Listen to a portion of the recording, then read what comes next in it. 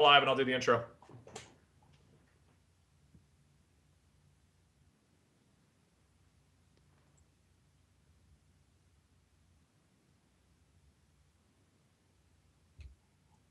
I am Groot! I am Groot! I am Groot! What Benny means to say is, welcome to the weekly poll, everybody! In honor of Guardians of the Galaxy, we are talking about Guardians of the Galaxy. And I think that since we've gotten some great constructive criticism about Benny interrupting everybody, Benny has taken the role of Groot from Planet X himself and Guardian of the Galaxy, so everything that Benny says will be in his native tongue. That is to say, Groot's native tongue. And I will be playing the part of Rocket Raccoon. Rocket and Raccoon not shown in video, but I'll be interpreting for Benny for as long as this bit has legs. So we'll see how that goes. I am Sal from TV Little House. I am Groot.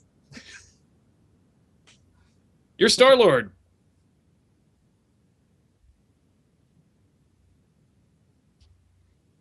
Yes.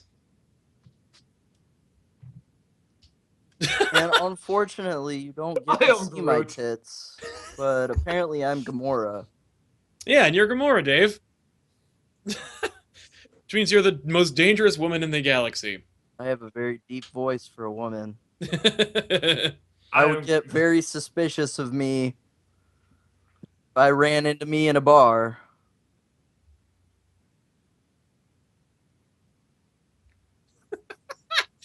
like that. That's your set. That's your hook. That's your intro. What was that scene from Crocodile Dundee?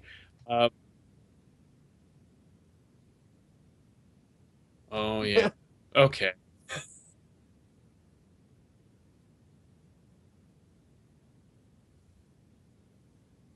Yeah. Yeah. It was very intolerant, but hilarious in 1987. I am Groot. Benny says, "Try harder." I'm sorry.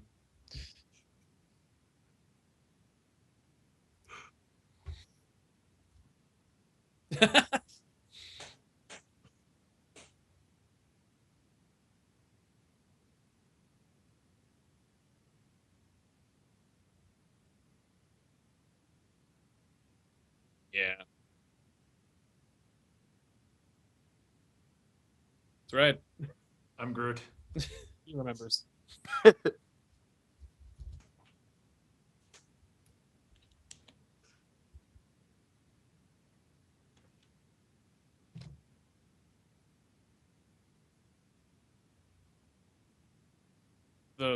Yeah.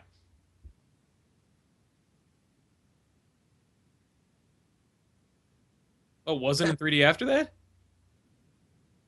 I would have been happy about that. I'm not a huge fan of 3D. Like I think it's a gimmick. You pay an extra like I'm gonna jump for a out of ticket, character and for a you'd be second, real pissed quick. off. Hold on. Oh, it's Benny. What? No, I'm gonna jump out of character for a second because yeah. Oh, I am on Let's purpose. Wait, We will you know let you want to give me interrupt shit, us just Rob? this I'm once. just gonna say it outright. Learn how to do Skype because no one can hear you again. Oh.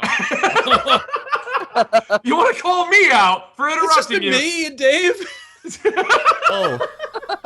Well, of course I am Groot. You know. Yeah. Okay, Oh, and they it hear wasn't a Groot. Skype problem. It was my microphone being turned off.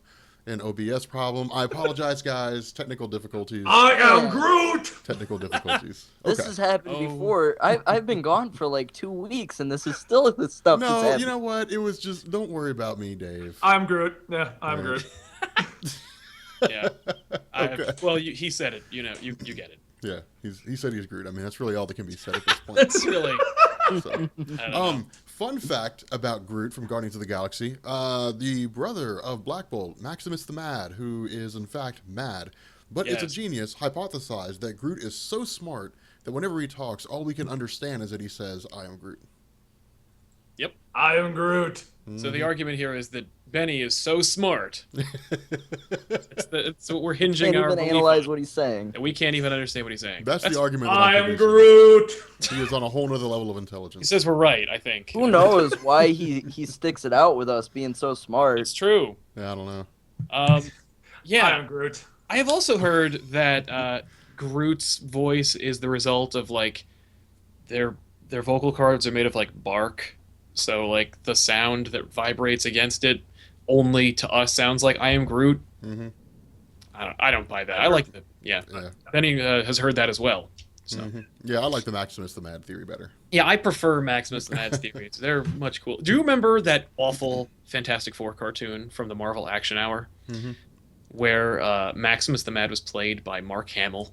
That is the Maximus the Mad that I always think of. I think of Mark Hamill's Maximus the Mad. I try not to remember that. That cartoon had a lot of tight moments.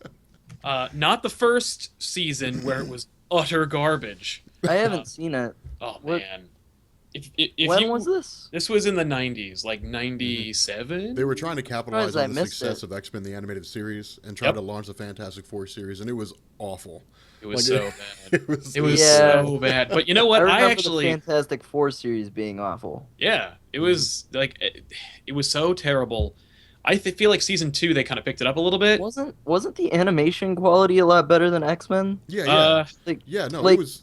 in terms of like detail of the artwork, I felt like it was a lot better. Season I 2 just- got better, but like season Like I 1 would was, jump up and down on my bed as a kid when X-Men came on. I was like, "Yeah, X-Men!" And then Fantastic Four would be on, and I was like, "Oh, I'm gonna be bored for like half an hour." Yep, that's exactly right. I mean, like, I'm Groot. you remember. Crap, what was it? You know what?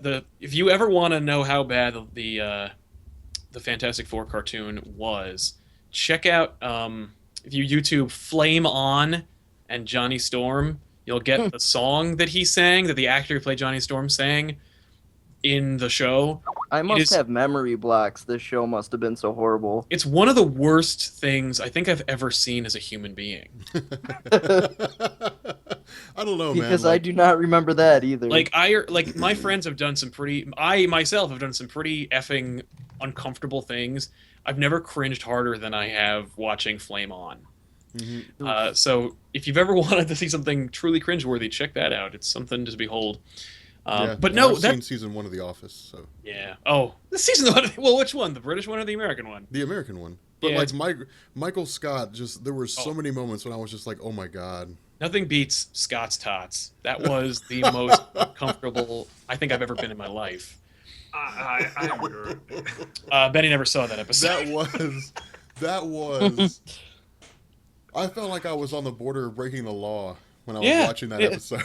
Yeah, like- like the FBI is gonna come for me. I swear to Yeah, God. I've never been more uncomfortable than I am right now. Oh my God, I missed The Office. That show, it was awesome up until like season 4, Yeah. and then it was just yeah, they bad tried to after that. stretch it too thin. I think. Mhm. But I thought that And- James Spader came back and reinvigor the series.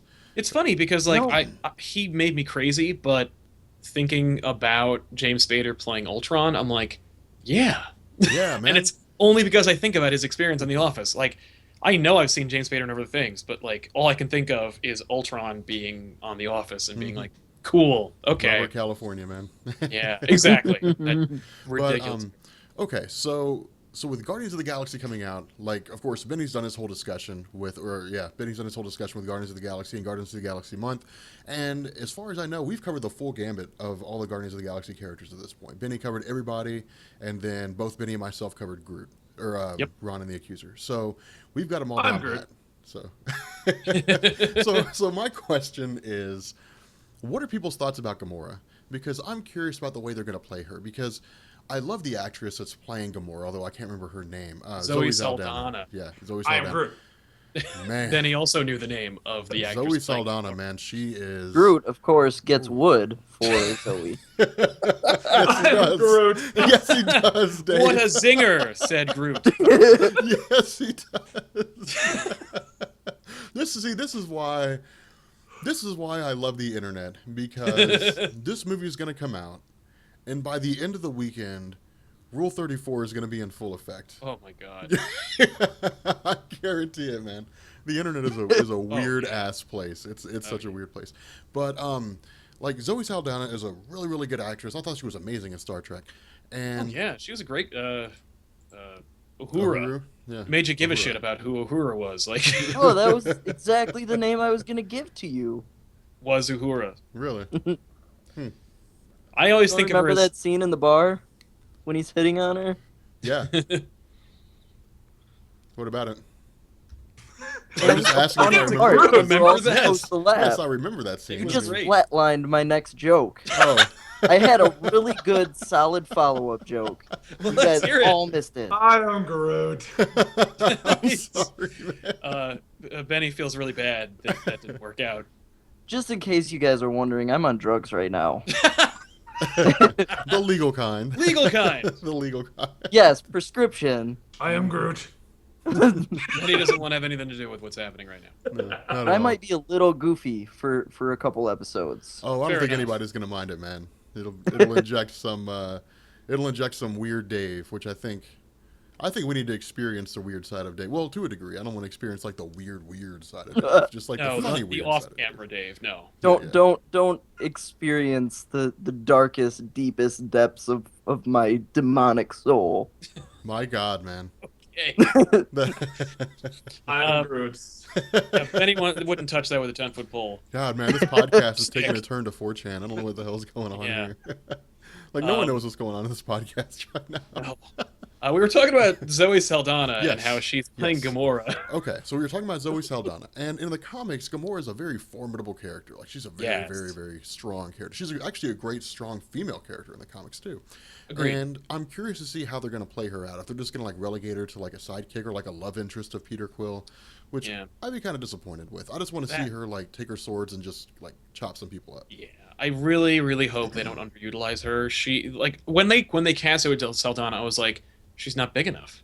Like, Gamora is supposed to be tall and Amazonian. It's Mhm. almost like if you want to cast a good Wonder Woman, you should cast like a good like that same person as Gamora, because Gamora is like tall and formidable and like strong and scary, and like Zoe Saldana is tough and has weapons or has action movie training, but like she ain't huge. Like Yeah. she's so I hope that she makes up for it. I hope she like really builds up the character, because Gamora. I hope they don't oversex her. Yeah, I don't want her to be sexed at all. Like I don't want her to I am be. Groot.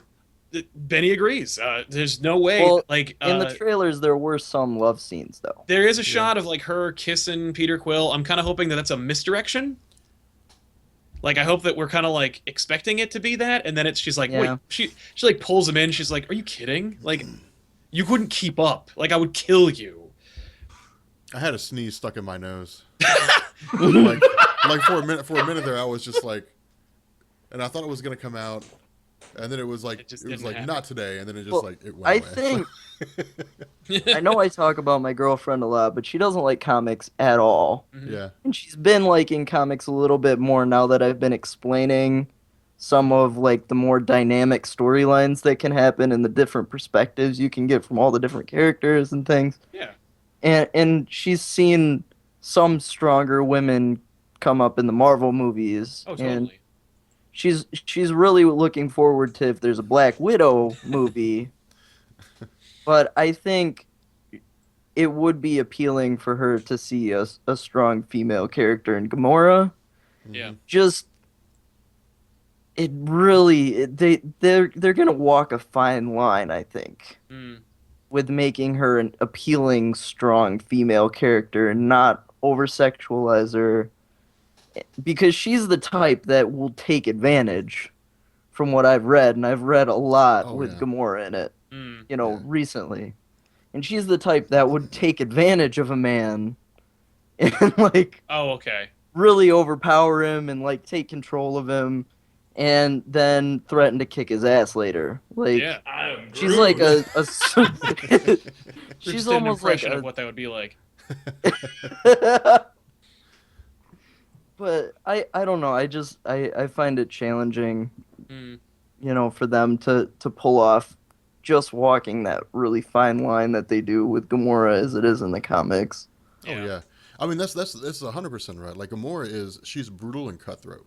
Yeah. So like whatever her particular goal is at that particular point in time, like she'll kill almost anybody to make sure that it gets carried out. Yeah. And so, I'm really interested to see how the whole thing gets portrayed. And that's why I'm curious, because even with her run in the Guardians of the Galaxy, she had her own thing going on. Like she had Yeah. her own separate events going on. And that was really kind of cool, because there are some questions that have to be asked here. And I was thinking about this while we were doing the video on Ron and the Accuser. And I don't know what kind of face Benny just made. Sometimes I think Benny just like like he'll just like make faces. He's trying to get you. Yeah, I don't know what it is. Benny will just like just I'm sit there Groot. and make a face. Yeah. But anyway, what was really cool is during the Guardians of the Galaxy, like during her run of the comics, like even then she had her own thing going on, and when I was doing Ron and the Accuser and I was talking about the Annihilation Conquest portion for Benny's channel, like the one thing to keep in mind, guys, when it comes to Annihilation and Annihilation Conquest, we talked about Ron and the Accuser, and he's like that much of the event, like he has a 4-issue series. And Annihilation, but he pretty much breaks the Supreme Intelligence's tank, and that's his biggest role. Yeah, I mean, he just kind of freaks out, and there's so much more going on with Annihilation. Like you have Annihilus who's just eradicating all life using his annihilation wave, like all the little creatures and monsters and stuff that are like literally eating and destroying everything. But it's really, really cool, you know, with her character, because during Annihilation Conquest she becomes a Select, and she's part of the Phalanx. That's true. And she is able to get to make Richard Rider one of the Select. And that was really kind of a cool thing. But she still, like, she plays on the previous, romances that Richard Rider and her had. And she uses that as a way to more or less, like, bring him in and to, I guess, like, dupe him into becoming one of the Select, or I guess to be infected by the Phalanx. But, yeah, like, her character, I think, is really, really cool in the comics. And I'm really interested to see how they do it. And I'm with Dave to a degree. I don't want to see her come along and just be like this woman that's wearing, like, these super skimpy outfits, you know, and they're just... Me want snoo. Yeah, exactly. You know, I mean, I don't want to see that, man. Like, I want to see a character who's a strong female character that can just wreck some shit. Like, that's what I want to see. What's who's the I can't remember. I'm blanking on one of the antagonists of the movie, Nebula. Oh yeah. We see a fight between Gamora and Nebula in the trailer. I really, really hope that, like,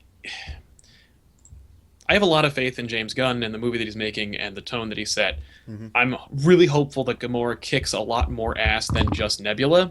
Like, I really, really don't want to see the action movie trope of, like, okay, so the boys fight over here, and we've created this female bad guy that the girl gets to fight. Like, that is something that I think we have outgrown as a audience going public. So I'm really hopeful that Gamora doesn't get to show... Because I guarantee you that fight between Gamora and Nebula is going to be freaking awesome and totally badass. But I hope it's just one of many badass moments that Gamora has in this book. Groot has something to say? Well, I am Groot, but...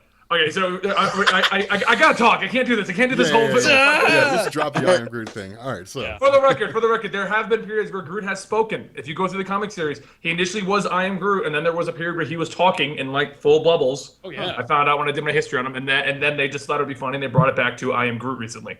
Yeah. So, like, during the Annihilation event, he talks. Yeah, I feel like Bendis is responsible for that. For going back to I am Groot? Because I am Groot was originally the line that he used when he was a monster from Planet X. Right. And then as they developed the character, he actually started talking, and he was like, I am a higher species, and blah, blah, blah, you know, like crazy. Yeah. And they did that during the Annihilation event, and now they brought him back to being I am Groot. But I guess he says all the I am a higher species things, just I am Groot. Yeah. The first time we see Groot say I am Groot since Annihilation Wave is in New Avengers when Luke and Jessica Jones are picking a babysitter, and Groot is one of the candidates for that job, and all he says is I am Groot.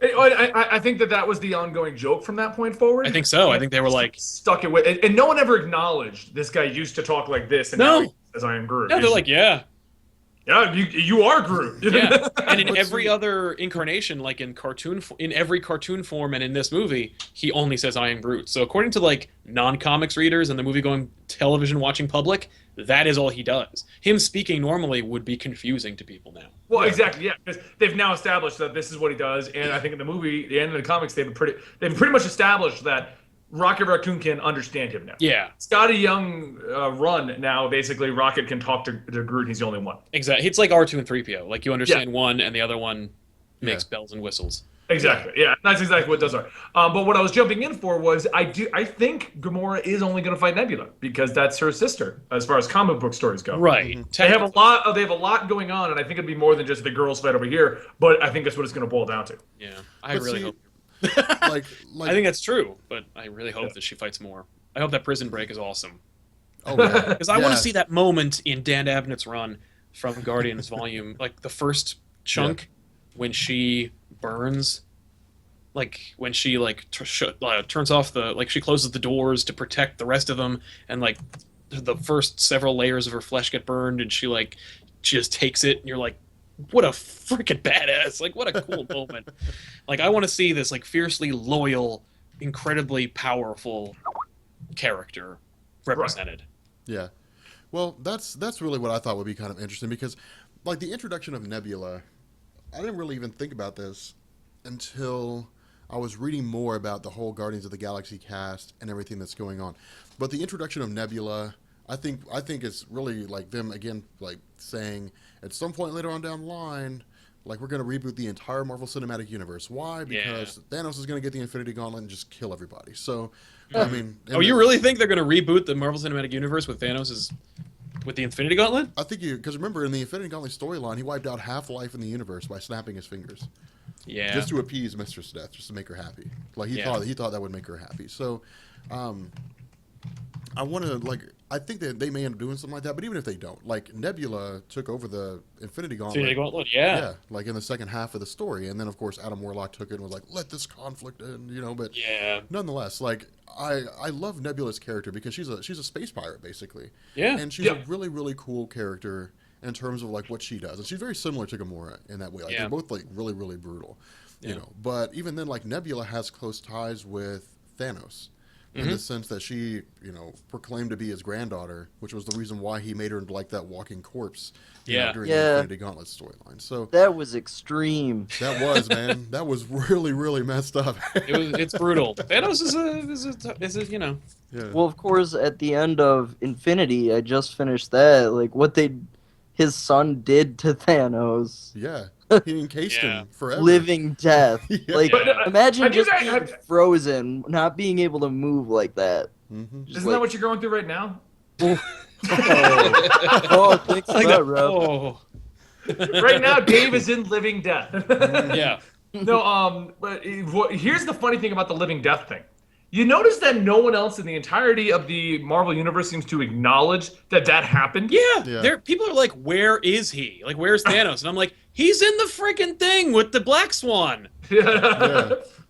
Like, he was encased in, like, this copper, orange, whatever it is, but no one else in the universe seems to acknowledge it. Or that Thanos has a son running around ready to kill everyone. Is that like a secret that the event... Is that another freaking Illuminati secret where they're like, don't tell anybody that Thanos is actually encased in living... Wouldn't people want to know that? Wouldn't that be actually a flag to plant to be like, hey, guess what? Thanos fell. Where? Earth. What? Well, in the Guardians of the Galaxy book that you and I just went over, Sal, because you did it for your channel and I did it for mine, Jason mentions to the Galactic Council, Earth has defeated Galactus, Thanos multiple times, but no one says they've currently got Thanos in prison. No. Yeah, nobody... And you know what's funny? Jason and the Galactic Council, because Earth represent, we're the only ones who ever stopped Galactus from eating our planet. Earth represent. And we're the only ones who have beaten Thanos, so, He says that. He's like, Earth is the only place that has defeated Galactus multiple times. Multiple times! Yeah. And that was... Like one of my favorite moments from Hickman's run in the Fantastic Four. It's actually one of the things that I love a whole lot. It's the first time, the only time that you actually ever see Galactus say that he's afraid of Franklin Richards. But that's cool. Like they're on some planet. I can't remember what planet they're on, but it's Galactus, Reed Richards, and I think it was just Reed Richards and Galactus together, and Reed Richards, they're saying, I can't remember what it is, but anyway, Reed Richards is being sent back to Earth by Galactus, and Galactus says like he says something. He's like he says he'll pursue whoever it was that came after him or whatever it was that happened, because apparently Galactus had been killed. I can't remember. Anyway, he says I hunger, I need to feed, and so he's just gonna like eat this planet. And the people are like, no, like you can't eat our planet. And so Reed Richards is like, well, can you give us time to like get him out of here? And he was like, you don't have a whole lot of time, but you can do what you can because like I really need to eat. Right, so, dude. We have a I deal. really got the munchies, man. It was really, I've been choking up all day. I just exactly smoked what it was, a Galactus-size joint. I'm screwed. You need to get these people off now. Like, I was smoking some cosmic weed from Planet X, and it was amazing. Maybe he ingested the weed like a brownie, like he went to Ganja 7, ate it, and then he was just like, oh, shoot, I am freaking out. So this was just fresh in my mind. I know I put it in the chat, but I don't know if you guys were around maybe like it just Oh, got we've been ignoring you ignored for or the last whatever. month or so, Dave. But We were there's trying to a replace you with Sal, but it didn't species happen. that's part of like the group that the creators are in and all that. Yeah. That are dressed up a lot like the aliens from the Avengers movie. Oh, the Chitauri, yeah. Oh, The yeah. Chitauri, like they had the little like They swirly do. armor thing going on. Oh, are you Yeah. talking about the builders? The From builders. Infinity? Yeah, Yeah. the builders and the creators. Yeah. But they're like a certain sect of that. They're like the dark something or the black. Black Swans. Yeah. So Possibly. the Black Swans are is the girl, the albino chick they have in the cell next to Parallel Terrax. Everybody at home, New Avengers. Yes. But Oh, it dude, just, it dude! was Ever really, since when they first relaunched New Avengers, I immediately jumped on that bandwagon. I did too, but down for New Avengers. It's all about the Illuminati. It's not really the New Avengers in any way, shape, or form. Well, No, they're but the New I'm saying, Avengers. the story. The story is written in such a way where it's like basically you just have the Illuminati coming together and they're like, hey guys, this is what's been going on, and you just get like the backstory explanations on everything, and that's what's really That's cool. the But- issue. what I was thinking while I was reading the end of the event is Marvel really building toward Infinity Gauntlet, or are they building toward Infinity? The cinematic universe, you mean? Yes. Well, they haven't Because- introduced the Inhumans yet. Yeah. Yeah. Although, the Inhumans really don't matter. Like, Oh, you're Right. so full of hoo-ha juice. That's You not would true at literally- all. Why- really could another skip that reason whole why I thing, say and- that is that event came out like almost exactly at the same time as the Avengers movie did. mm, Like you could see them putting together that end credit scene with Thanos and thinking, like, we're gonna tie this movie into this event somehow. mm. Yeah, but see that to me that would be a shaky plot because if Wait, you've got huh? And Avengers Thanos 2, has been really huge ever since. yeah, but Well, Thanos that's has been just really their huge capital because hype. exactly like he's the harbinger. Like all he does is go around and kill stuff. That's that's all he does. Like all Thanos wants to do is make Mistress Death happy. So all he does is go from like place to place, Man, finding ways he to is- make himself powerful and kill people. Like Yep. that's it. I have no idea why he is so madly in love with her. Right? She's not attentive. She's really unsupportive of him. He could really He's do better. like the analog for like the nerd that's been friend zoned. Well, it started with his youth. Like it started after he was banished from Titan, and when he was banished for a time, he had basically like traveled around the cosmos and eventually came into contact with Mistress Death. So, why do I keep Yeah. getting like beeps, like messages in my thing? Because the comics group is Oh, like, you right got that now. beep on your thing? I didn't realize that. What I've been trying to resolve here is it looks like my video went live, but it's not live. The one that I was trying to get screened by you guys first. Oh, okay, And I'm like, is it live? Because people are leaving comments, and I'm like, but it says it's not live. Oh, okay. I was wondering what in the heck those bleeps were. Yeah. Wait, put yourself on D&D real quick. me? No, him, because Oh. then it mutes all the noise. Oh, cool. Yeah. Put myself I'm not on hearing what? any beeps, so it's yeah. I'm not hearing any beeps from your audio, Oh, for my audio? Oh, No. Okay, well then never mind. Don't worry about it then. so it's just coming through your headphones. Okay, that's fine. As long as it's not interfering with the podcast, I don't care. Cool. But So I'm sorry, guys. I know I've been half here, but like, I'm like, what's going on? Why are people even comment? It's not live. But like, see, like if Marvel came along, like if that's what they're leading up to with the cinematic universes, they're doing Infinity again. It would be shaky because basically you'd have the Avengers movie, you have a teaser to Thanos, you have Avengers 2, which is Ultron, and Yep. then presumably you have Avengers 3 when Thanos shows up and he says, "I'm here because I have a son and I think he's here." Like, well, okay, then Thanos had a kid that ran away, and that's really why he showed up to the planet Earth because his kid ran away. So it seems like it'd be shaky, and plus, like, I think the Inhumans are important because remember, Infinity kicks off the Inhumanity event because Right, which the nobody Genesis can- bomb goes off. nobody can even say what that is. Like, what is like? Inhumanity happened, and it's just that meme where it's like, stop trying to make the Inhumans happen. It's not gonna happen. Like Yeah. this Inhumanity thing. Like, look, you got some great art. I don't care about your Inhumans. I'm sorry. And like oh no, like Black Bolt set off the Inhuman bomb, and now now all these Inhumans are woken up, and nobody and like it's not carried over. Like, The new Avengers has don't anyone else care. noticed that the I like Inhumans Black book Bolt. itself hasn't really been going on too much, and the crossover event pretty much resolved within like a month. It was like, oh, that's it. That's it. No Yeah, one's gonna- I think they were like, oh, it didn't work. Okay, well, But Backpedal. how to about me, this? that's because they did it wrong. Like, Well, one- yeah, like, they did it wrong. Like, they had a great foundation with Infinity. Like, I thought Infinity was like like one of my absolute favorite parts of Infinity is when Thanos is confronting Black Bolt.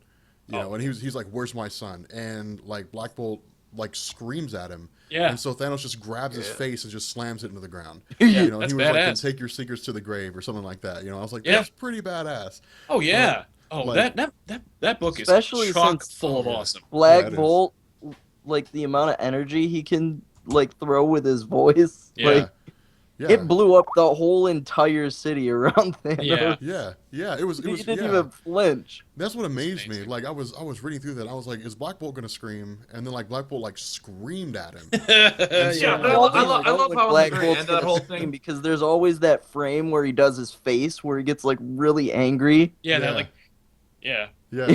What I love is at the ending, though, they established that Black Bolt did that on purpose and freed the Terrigenesis bomb on purpose, and everything was intended to work this way. yeah, Yeah. And he pretty much just used Thanos as an excuse to do it. So Right. I kind of missed that. What was the whole setup for the Terrigenesis bomb? Oh, the Terrigenesis bomb wasn't like a bomb. It wasn't like an atomic bomb. It's called the Terrigenesis bomb because it released all the gases of the like all the Terrigen mist basically into like Yeah. the planet Earth. And so anybody that had because one thing to keep in mind is remember when the Kree came to the planet Earth, the Inhumans that we had seen up until Infinity were the only Inhumans that we knew about. But there were a Right. lot of other Inhumans on the planet Earth, just nobody knew about them. And so when the Terrigenesis bomb went off, all those individuals that had inherent Inhuman genes or Kree genes or whatever it is underwent Terrigenesis and changed into whatever form they were supposed to change into when they underwent Terrigenesis. So it's called the Terrigenesis bomb just because it like in the comic panel, like it physically looks like a bomb, like an atomic bomb exploded. But Yeah. the whole Well, reason I'm it's- not. I'm with Dave on this. I kind of thought it was an actual bomb too, like it was contained in a bomb, and the bomb, like an atomic bomb. And Yeah, I the saw it as a shout bomb. just- Like, yeah, I I thought thought it it was was- a bomb. I thought it was just figured the release. misfired. I thought it was like a rocket. I didn't Like- think it was. No, I thought it was like a release. I thought it was. They called it the Terrigenesis bomb, but it was just the release of the Terrigen mist Right. into the atmosphere. I guess they were just happened. They just happened to be floating over. Was it like New York?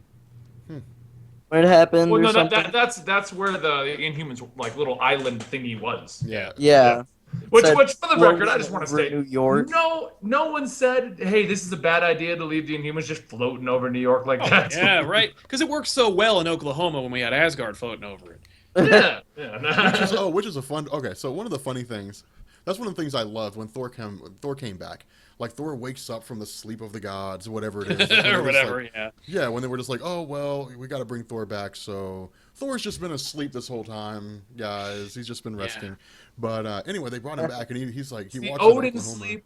Yeah. Yeah. Like he walks in Oklahoma and he was like Asgard. And then Tony Stark's like, dude, you can't do this. And he was like, you made a clone of me in Civil War. And so it's like, I should kill you for this. And Tony Stark's like, okay, you can have this. And then Yeah. like, That was a like, huge that was it. cock tease, by the way. Oh, the whole Thor in Civil War? Yeah, the Yeah. clone of Thor that you didn't know was a clone for like 3 or 4 issues Yeah, when it he was was featured. disappointing. That was I was Wait, like, it's a clone? what is Thor doing? Spoilers? What's going on? Why is he such an evil prick? yeah. I Then mean, you're it like, was- oh, he's a clone that's like robot or something. Yeah. Oh, And then he but comes now- back and he's such an evil prick. But now here's a question, Dave. Did you catch when the actual Thor, because the actual Thor did return during Civil War. Yeah. Did you catch that? I probably did. It's been a while since I've read Civil War. My God, Dave. I'm rereading it now for the videos. You got the entire omnibus. It's 4,000 pages. Surely. I've You got can all make the quick work of that, hardcovers. That's even you know? bigger than an omnibus. God, Civil War was massive, man. It was 2 months it took me to do that series. Like I was ready to be done by the time Civil War was over. Oh, I'm sure. But no, during Civil War, actually, during Fantastic Four issue number such and such, I can't remember what it was, but it was when I think it was the Road to Civil War when the hammer of Thor lands in Oklahoma, Yeah. and Thor shows up and picks up the hammer, takes the hammer. Yes. So Oh. that was Maybe- Thor's official return. Was to, that the like Marvel really Universe. brief? It was Yeah. very. Yeah. Yeah, Like, it was it was 2 probably comic book only a couple panels or 2 pages. comic book pages. That Yeah. was it. And I think like I'm not gonna lie, haven't even read Civil War yet. It's the main story is really hackneyed. I know, but every time I go buy the book, it's like this thick, and there's like an omnibus, and there's like an No. Read the core story first, and then skip Frontline. No, I've just I watched Rob's videos to the best of my ability. Frontlines is just a bunch of action. Frontline. I thought like actually some of the best stories in Civil War came out of Civil War Frontline. The actual intelligence of Civil War is in Frontline. The only problem is Jenkins and Miller clearly didn't share their notes because like there are so many inconsistencies. The most notable of which is that Prison 42 Rikers Island. the negative zone prison that they had. Yeah. Okay. In Paul Jenkins's book, looks like Guantanamo Bay, and in Miller's book, looks like a Holiday Inn. Yeah. And the emotional crux of Frontline and why like part of the wait, Sal, I'm gonna help with this. I'm gonna help. Yep. Maybe the back side's Guantanamo Bay, but the front side has a Holiday Inn, just chilling. Yeah. It's not unlike From Dusk Till Dawn, where it looks like a bar. It's party in the front and business. Yeah, exactly. Business in the front. Yeah. It looks bar like in the front, vampire house in the back. Exactly, big ancient Aztec temple full of vampires in the back. That was one of the coolest parts of Dusk Till Dawn. That's the last frame. 30 seconds. Yeah, the last 30 seconds. It was actually the coolest part of From Dusk. Did you know they're making a show of From Dusk Till Dawn? No. Yeah, TV show. Friggin' like an FX show set in that universe that's shared with the Quentin Tarantino universe. What? Wow. Anyway. Why not? Okay. I'm in. I'm in. That's awesome. Our next crossover, it's going to be all these crazy TV shows coming out. So. Yeah, exactly. Okay. But they missed the whole vampire craze. Yeah, well, you know what? I would rather watch the vampires of From Dusk Till Dawn than any vampire that has been invented up until Dracula: The Untold Story that's coming out in the next couple of months. Oh God, yeah, because I'm sure that when Bram Stoker wrote Dracula, like Bram Stoker said, like years from now, decades from now, Twilight will be made, and this will be the epitome of everything that I'm creating here. Like, oh my God. No. I'm not watching the Dracula movie. Come on, A Fist of Bats. Fist of Bats. Here for the record, I didn't see anything on that movie until I watched your back issues, and you guys mentioned that, and I'm like, wait, what's this trailer? I think we talk about Dracula: The Untold Story longer than we talk about Guardians of the Galaxy. Yeah, and I'm like, what the fuck? And I go pull up the trailer, and I'm like, well, what the hell? That was legitimately, we were watching Hercules. We saw Hercules in the theater, which, by the way, is losing to Lucy, which, too bad. That sucks, because Hercules was ridiculous awesome. That's but another Lucy's good awesome. thing to lead to believe that Marvel might do Black Widow, though. Okay. I want to see a Black Widow movie. I've got to side with Sal on this one. Like, Lucy was crap. I want to see Lucy. Like, here's the thing. I want to watch. To get Lucy. I don't want to see Lucy. I know what it's gonna be. It's just a hero. The whole dang movie with the trailer. With Scarlett Johansson. That's all it is. I just like the whole movie's going through, and like I'm not okay. I liked Lucy. Real quick, we're gonna take a little side shot here. Okay. You saw Lucy. Okay. I did see Lucy. I watched it from beginning to end, and I actually liked Lucy. But the whole way through Lucy, I was like, that's like this video game. That's like Akira.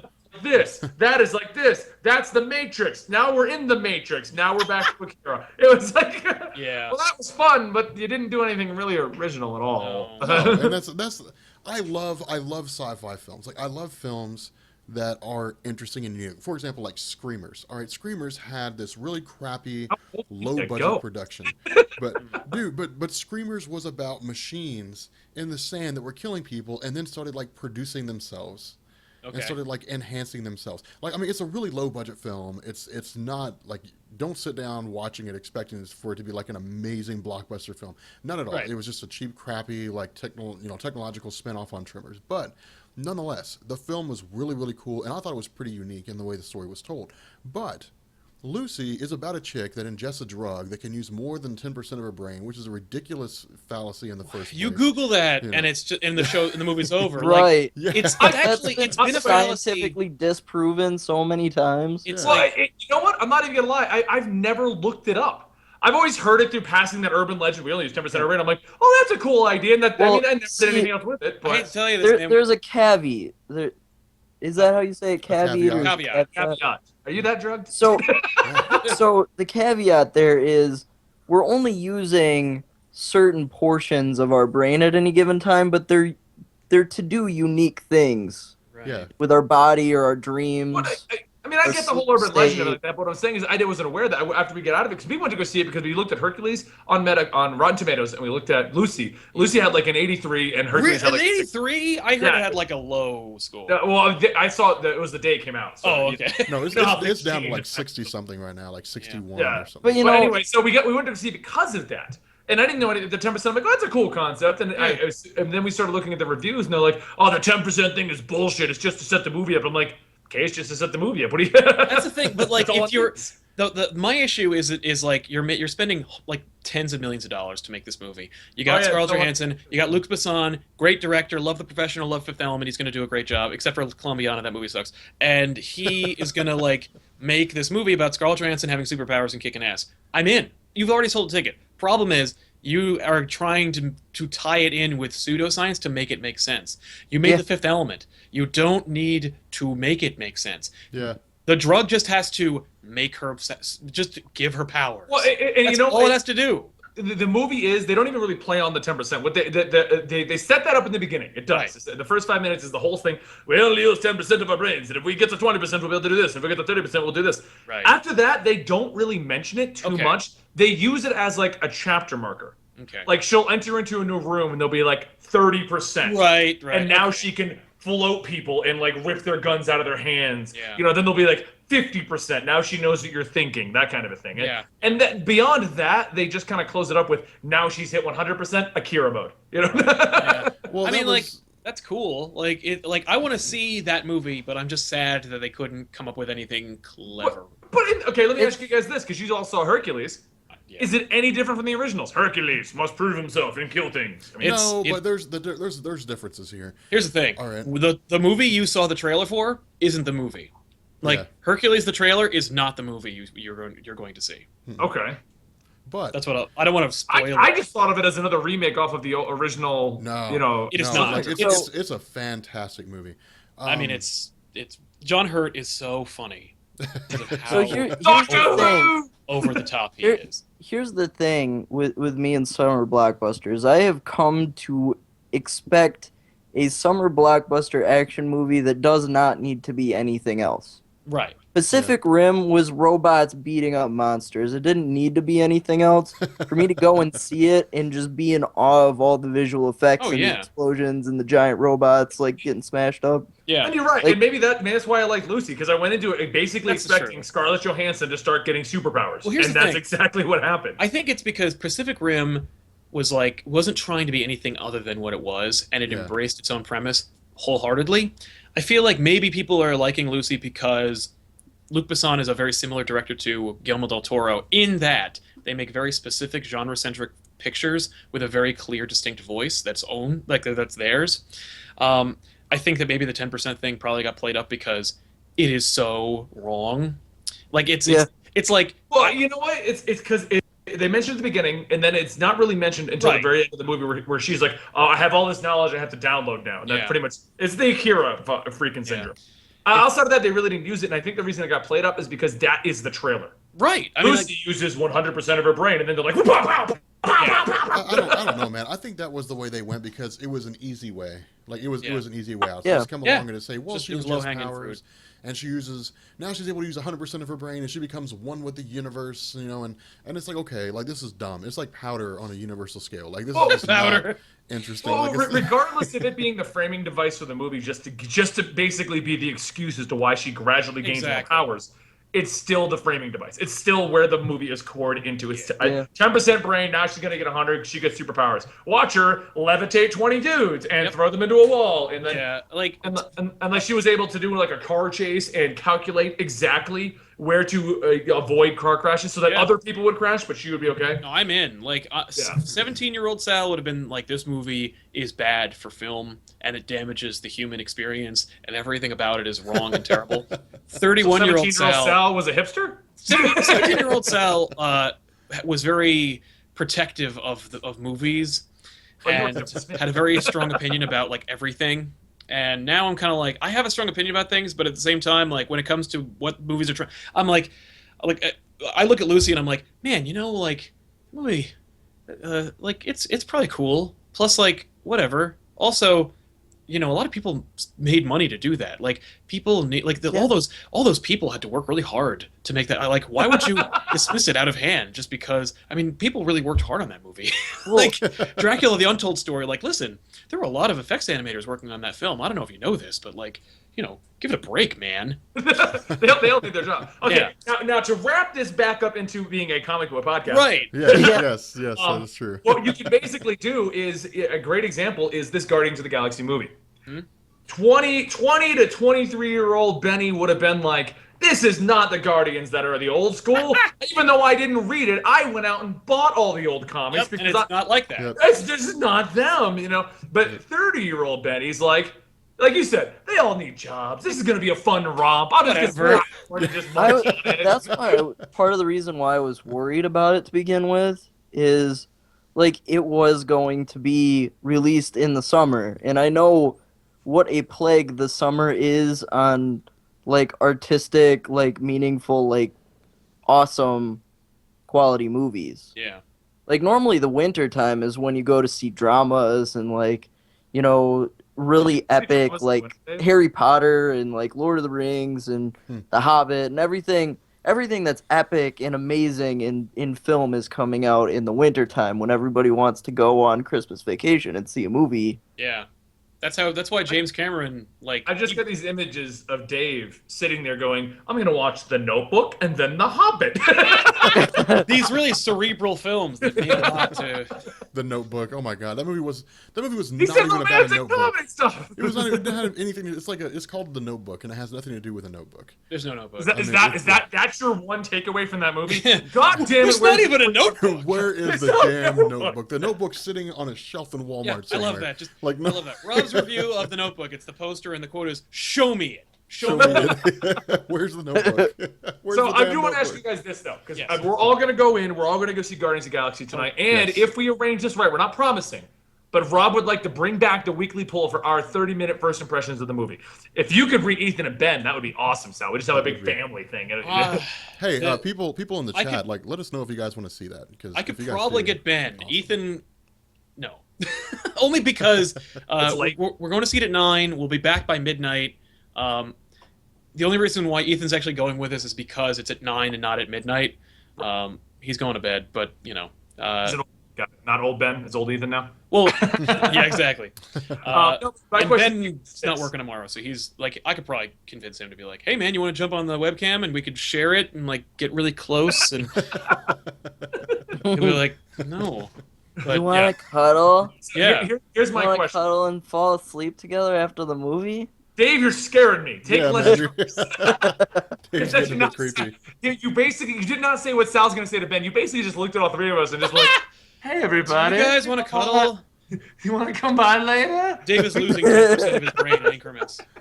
He's taking pills as we're going. He's at 30%. What will happen when he reaches 10? He's going backwards.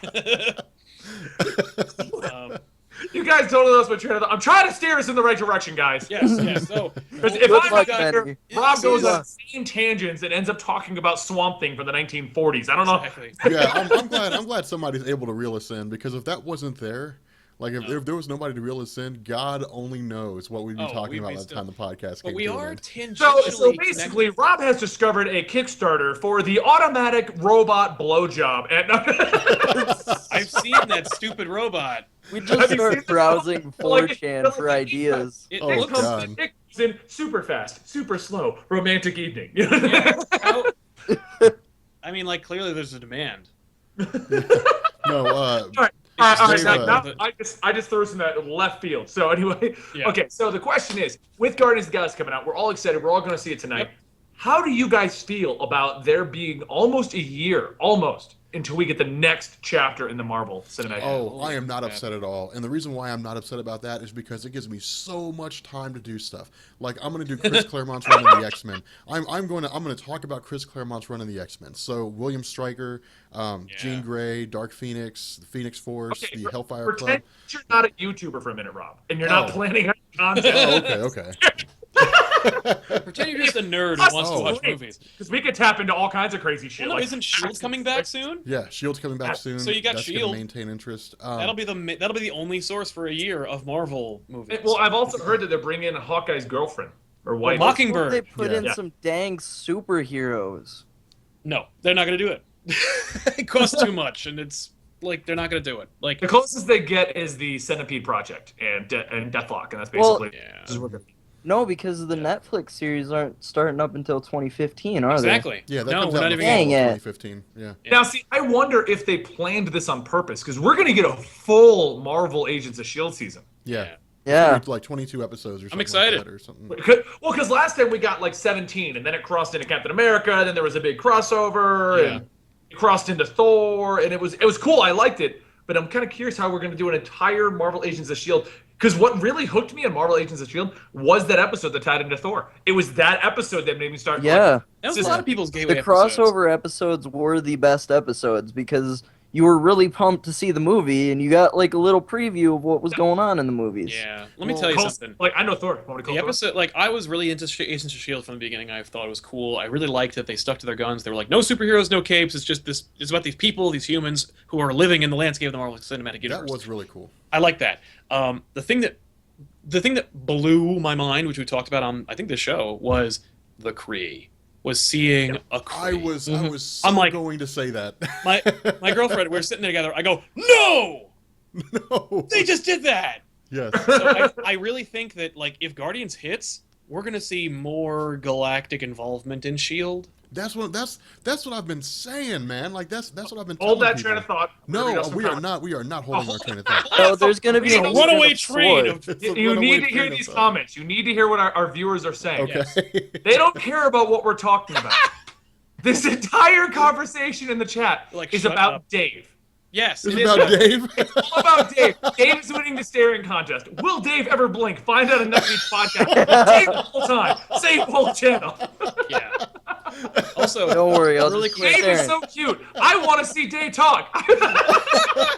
Dave is winning the staring contest. It is pretty intense, I gotta say. They're just going on about Dave. And then the Hermit Man, in line with Dave, is like, I watched The Notebook just so I could post Facebook comments to make fun of all the serious scenes. Every scene in the Notebook. Everybody cares about Dave. They do. They do. And Dave is then the Staring great contest way winner, of this whole show. 2014. Wow. Also, really quick, That's what you Sonic get the for trying real to quick, replace I'm me, going to plug my Rob. channel because Dinish says that he wants to see Guardians but doesn't know anything about it. You should totally go on over to the Comic Storian channel where I've covered every one of the Guardians of the Galaxy, and I'm about to release the first comic book series, and we have a great crossover with Rob and a great crossover with Sal, and Dave didn't show up for his. So. Nope. right. Dave was too busy doing drugs. So. All right, you guys are saying. I'm sorry. I had to, like, they're still going. I had to let them go with that. Yeah. Yeah, man. Absolutely. I just let the chat do its Yeah, thing. just let it go. They just. I just they love do how their apparently thing, we're man. boring, but Dave is awesome. Yeah. I love that All right, Dave's is the so- only static image, and he's the most exciting part of the show. He's the most exciting. Oh, part. man. But Let's talk about the That's Shield you show. guys. Everyone goes to sleep. Ooh, Dave's cool. Yeah, well, at least we got Dave. But see, here's the thing. So basically, they're gonna have to do some wait. explanation. To follow up real quick, to follow up the Shield. At Comic-Con, the actor who plays Coulson hinted that he was going to be Marvel. Clark. Yeah, he had actually talked about that during an AMA. He had hinted at that. He did an AMA on Reddit, and they said if there was any superhero you could play, who would it be? And he said Captain Marvel. So Yep. I'm in. yeah, I'm down with. Yeah, he'd be a great Captain Marvel. Do it. Yeah. Especially if they made it a cool if the costume was befitting of the I think- show. That would be a great way to bring the Kree and make him pseudo Kree. Oh yeah. Without dipping like entirely into that section of it. Because if you bring the real Captain Marvel down and you're like, he is Kree, then you Yeah. have to explain the Kree in full. Yeah. Exactly. But, well, but if Coulson's learning about the Kree because that's what he's now got blood in him, Yep. and we're learning it that way, that's a great way to go through see, that. that's exactly what I was going to say. Like with Guardians of the Galaxy coming out, I don't know how they're going to explain it, but Marvel's got explaining to do because you got Guardians of the Galaxy, then all of a sudden you've got Ron and the Accuser, and people are like, "Who the hell? Like, what?" And, yeah, and they're like, "Well, he's a Kree," and so it's like, "Well, the only thing we have about the Kree is a blue alien in a tank from Agents of Shield, and so people Which we haven't even named yet. We haven't even said it's the Kree yet. Well, that's my argument. Everyone's like, oh no, it is the Kree, it is the Kree. I'm like, it officially has it. What did they just say? It's Blue Alien 5. And Sif named 3 alien species, one of which was Kree. Yeah. So, she named but it's that Kree. in the next episode, We know it's Kree. We're implying, but we have no official confirmation. Yeah, if it isn't Kree, it's lame. I mean, I could be like, Rob's a YouTuber, but I have no evidence. No, I'm sorry, Dave's a YouTuber, but I have no evidence of it. Right. There's no videos get produced. because he's only got like 2 videos. But nonetheless, like they really need to explain that. I have a feeling that there's going to be too much going on in Guardians of the Galaxy to explain that, and so I think that in Agents of Shield, they're going to touch on the Guardians of the Galaxy event. And then they're going to start explaining the Kree. And it's all going to work its way together. Where they're going to say, okay, basically, like you had Ronan the Accuser, who really isn't a bad guy. I don't know why he's being portrayed as a villain in this movie. But anyway, they're like, he really isn't a bad guy. He just does stuff and he kills people with a hammer and stuff like that. And he's not a bad guy. He just kills people with a giant hammer. Marvel's doing a lot of this. I mean, what's his name? The Mandarin. He's not a bad guy. He's just some hippie. Remember? So, oh my God. Okay. So I need to see Ronan is not like the completely evil like dick of the Guardians of the Galaxy movie. Yeah, no, he's not. He's not at all. I mean, the way Marvel does their giant galactic events is everything's painted gray. Like there's no real like good and evil like line that's defined for any of the alien races until they're actually an enemy of Earth. Yeah. And there's an Earth-based event revolving around them. In the larger universe, they're just living in the universe, and they have to stop whatever's going to kill off the entire universe. Right. Well, to agree with Dave, in the Infinity event, the Builders are finally made off to be like really villainous guys, but they really weren't like that bad before then. Yeah. They weren't just going to go destroy Earth. Yeah. Well, they're just the Builders. They're also destroying other, like they took over the Infinity. They like invaded every like the Shi'ar, the Kree. Everyone on the way to Earth. They're just like, oh, on the way there, let's just how many planets can we control? Oh, yeah, exactly. Like that was like during like Infinity issues number 1 and 2, and I think half of 3. Like they're just going from planet to planet, eradicating all life. Like Silver Surfer shows up at the Skrull homeworld when it's in the process of being totally obliterated. And so it's like it's cool when you see the Builders being portrayed, but I don't know. See, that's the thing. Like with Marvel, like you can go back and look at old Ron and the Accuser comics. You can go back and look at like even the Avengers. He appeared in 3 or 4 issues of the Avengers. You can go back and look at Fantastic Four, where he made a few appearances. Yep. You can definitely look at Captain Marvel comics because that's where he appears the most. And then you can look at Silver Surfer comics, where he appears a few times, and he just shows up and basically just like executes the judgment of the Supreme Intelligence. Right. That's really all he does. He just carries out the role of the Supreme Intelligence, or carries out like his will. That's really the only thing that he does. But and I have a feeling that the way he's going to be portrayed in this movie is he's going to be a villain. But I think then we're going to learn that he's really not necessarily a villain. He's just doing effectively like what he's being told to do. But I don't know if that's actually how it's going to play out. And I want to see him smash that container with the Supreme Intelligence in it, like he does in every single event I've read so far. You've got such a hard-on for seeing the Supreme Intelligence die. I really don't. I want to see something else from the Supreme Intelligence, because basically all I've seen so far is the Supreme Intelligence says something that Ronan doesn't like. And then Ronan smashes his container and says no. And then he goes off and does his own thing. I mean, that's all you're ever really going to see. Like, all you ever see in the comic books, when like the relationship between the Supreme Intelligence and Ronan the Accuser, is the Supreme Intelligence says, Ronan, come over here. And so Ronan's like, okay, what's going on? And he's like, I've decided this needs to happen. Go do this. And Ronan says no. And the Supreme Intelligence says yes. And Ronan says, fuck you. And then he smashes the tank. I mean, that's pretty much the way it happens. There's, at least later on. Like, is he a leader or is he a tool? Like, what? Maybe the Supreme Intelligence is actually the face of Boa because from it would Doctor seem. Who. It would seem like Ronan would be held accountable by somebody for doing that. Yeah. No, but he's Ronan the Accuser. He accuses other people. No, there's a great in Earth's Mightiest Heroes he appears, and it is awesome. Yeah, actually, I saw that. I saw a clip of that on YouTube. I haven't seen like the whole. You gotta watch the whole show. It's Why haven't you watched it yet? You're such a bad Marvel guy. No. I mean, I haven't seen the whole episode. Bad Marvel guy. I haven't seen. It's I haven't great. seen that whole episode. It's great. He's unstoppable and frustratingly, himself. Like he's uncompromising. Yeah. And Marvel's like, you can't stop him. Like, stop trying. Like, stop. Just stop. Stop it. So Just stop it. You're embarrassing yourselves. It's so embarrassing. Just stop it. You can't stop him. That was scarily convincing. I'm sorry, Rob. All right. Well, our commenters are now talking about Shazam and The Rock being Shazam. I thought, Hold on, The Rock is going to play Billy Batson? You didn't know that? Like, No, Shazam. yeah. They're saying he'd make a better Black Adam, but yeah, he's been pretty much announced as being, and I think he'd be perfect because he's got the Rock eyebrow, which is pretty much Billy Batson's cockiness, you know? Like, I I'm imagine that Shazam, I being, just like, saved Batman. Whenever he appears, he has that really cheesy smile on his face and like a pomp, Yep. and then he has like a twinkle on his tooth when he smiles. Yeah. Like they'll make him that clean looking. Yep. That's the point. It's so That'd funny. be great. Oh, I thought you were He's talking about just The a Rock in tender real kid. life, because every time I've seen Yeah, The The Rock Rock in smile, real life is going to play him. No. I mean, like every time I've seen The Rock smile in real life, like his teeth like gleam, Yeah. Fine. like they sparkle. That may be Photoshop.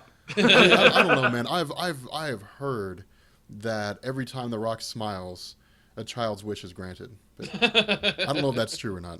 That's just what I've heard. So I want to believe. I want to believe. Well, we've talked about Guardians. Should we talk a little bit about other Marvel movies that have been rumored? No, not rumored. Let's talk about, because they've asked us about it, and they said earlier would we talk about it, so I'm going to go move there. What's his name? Deadpool!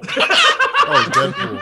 Oh, God. No, Okay. I just looked over here, and someone capitalized Daredevil, so I was about to go, Daredevil! Let's talk about. Wait a We're talking minute. about- Oh, Deadpool, yes.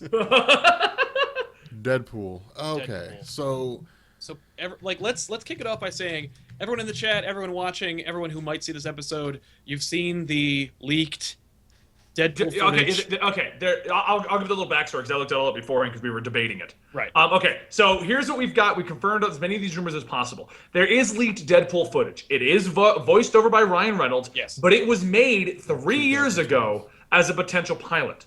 And the executives at Fox at the time turned it down, and apparently it's been floating around ever since then. It was just everyone's been watching it here and there, and there's even been comments of, I'm surprised this hasn't been leaked earlier. Yeah. Now, no one knows how it got leaked or what's going on, but Ryan Reynolds is still technically attached to the project. He never actually left. The project never took off, so no one knows if he's still willing to do it. Yeah. But he's never officially said, I'm done with the project.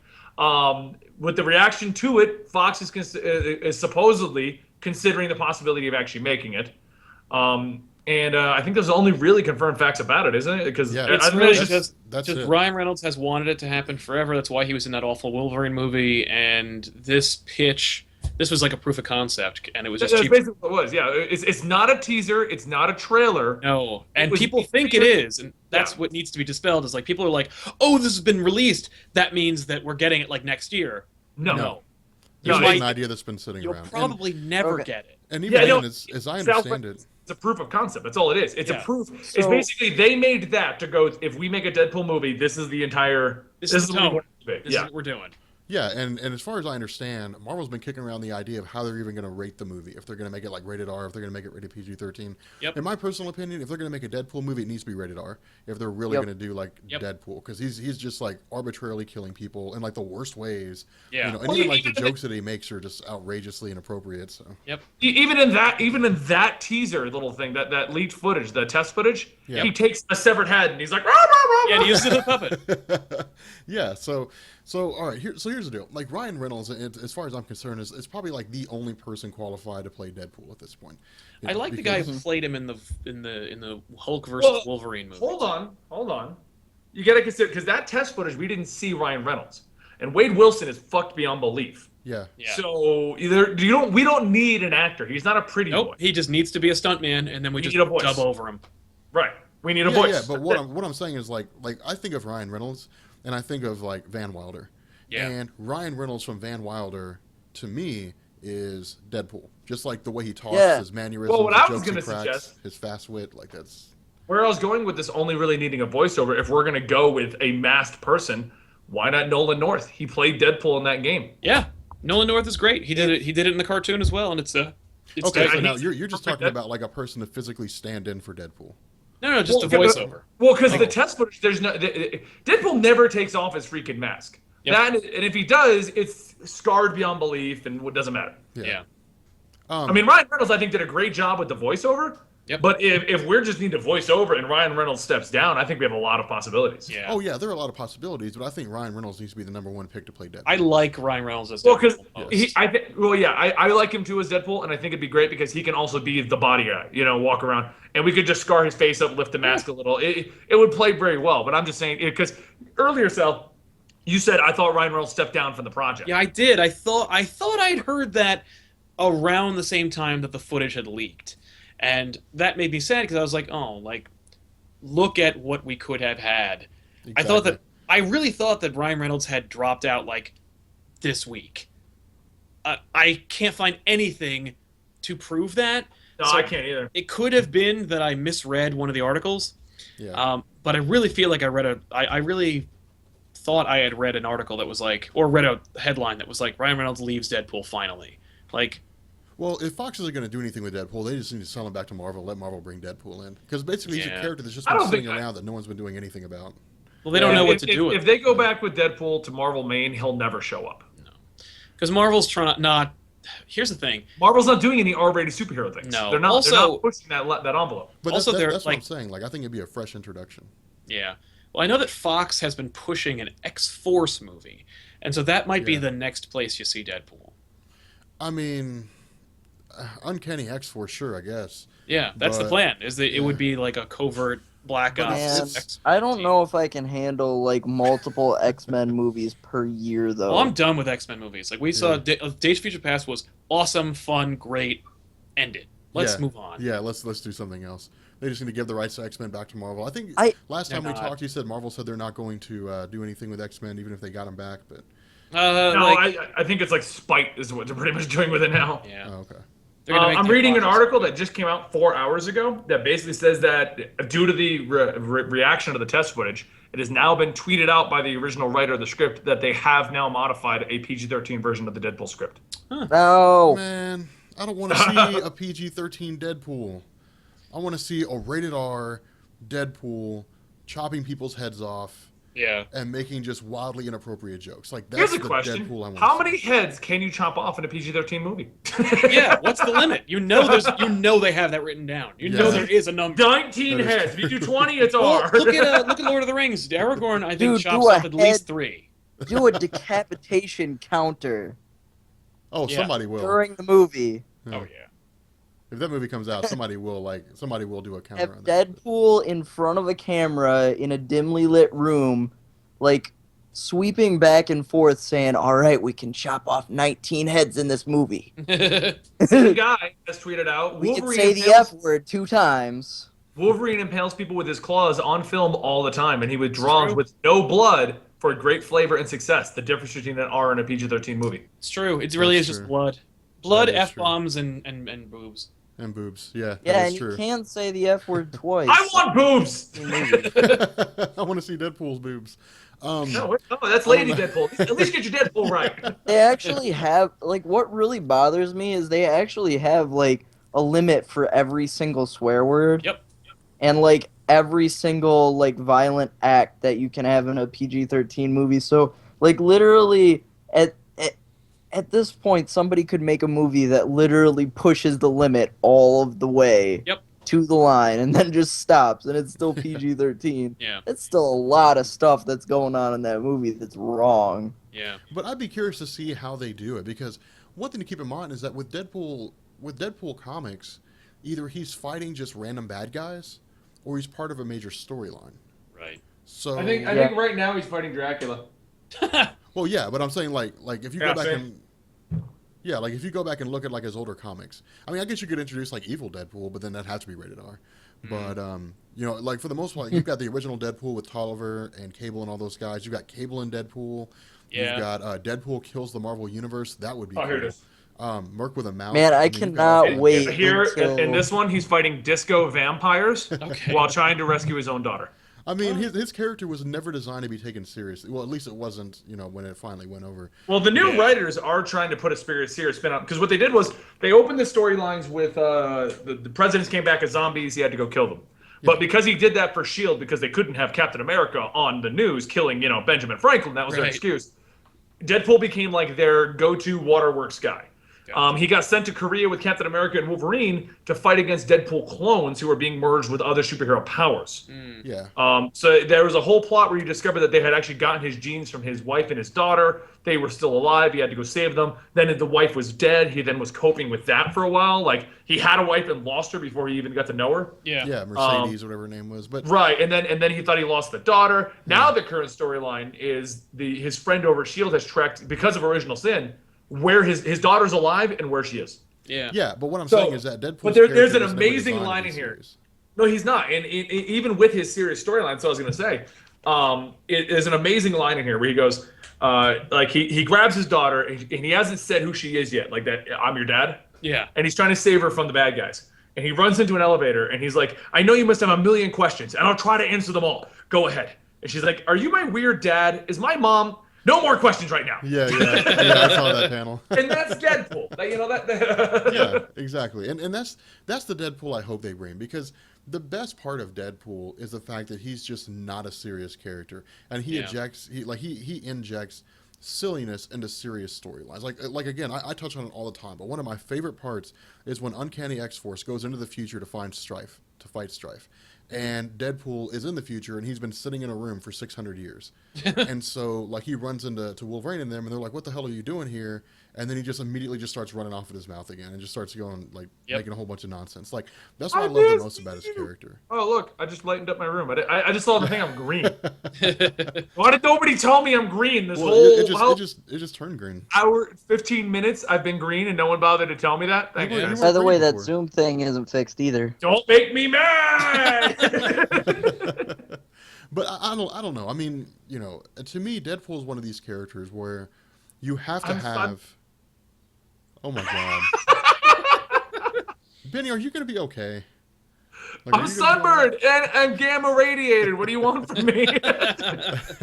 But he needs to be a character that's done in such a way to where they do it right. Like, they do him in a way where they're able to maintain the funny elements of his character, and the fact that he can inject humor into a serious circumstance, because he's just out there and crazy. Like, the whole first person monologue that he thinks is an inner monologue, you know, like those things are hilarious. Those are what are really funny.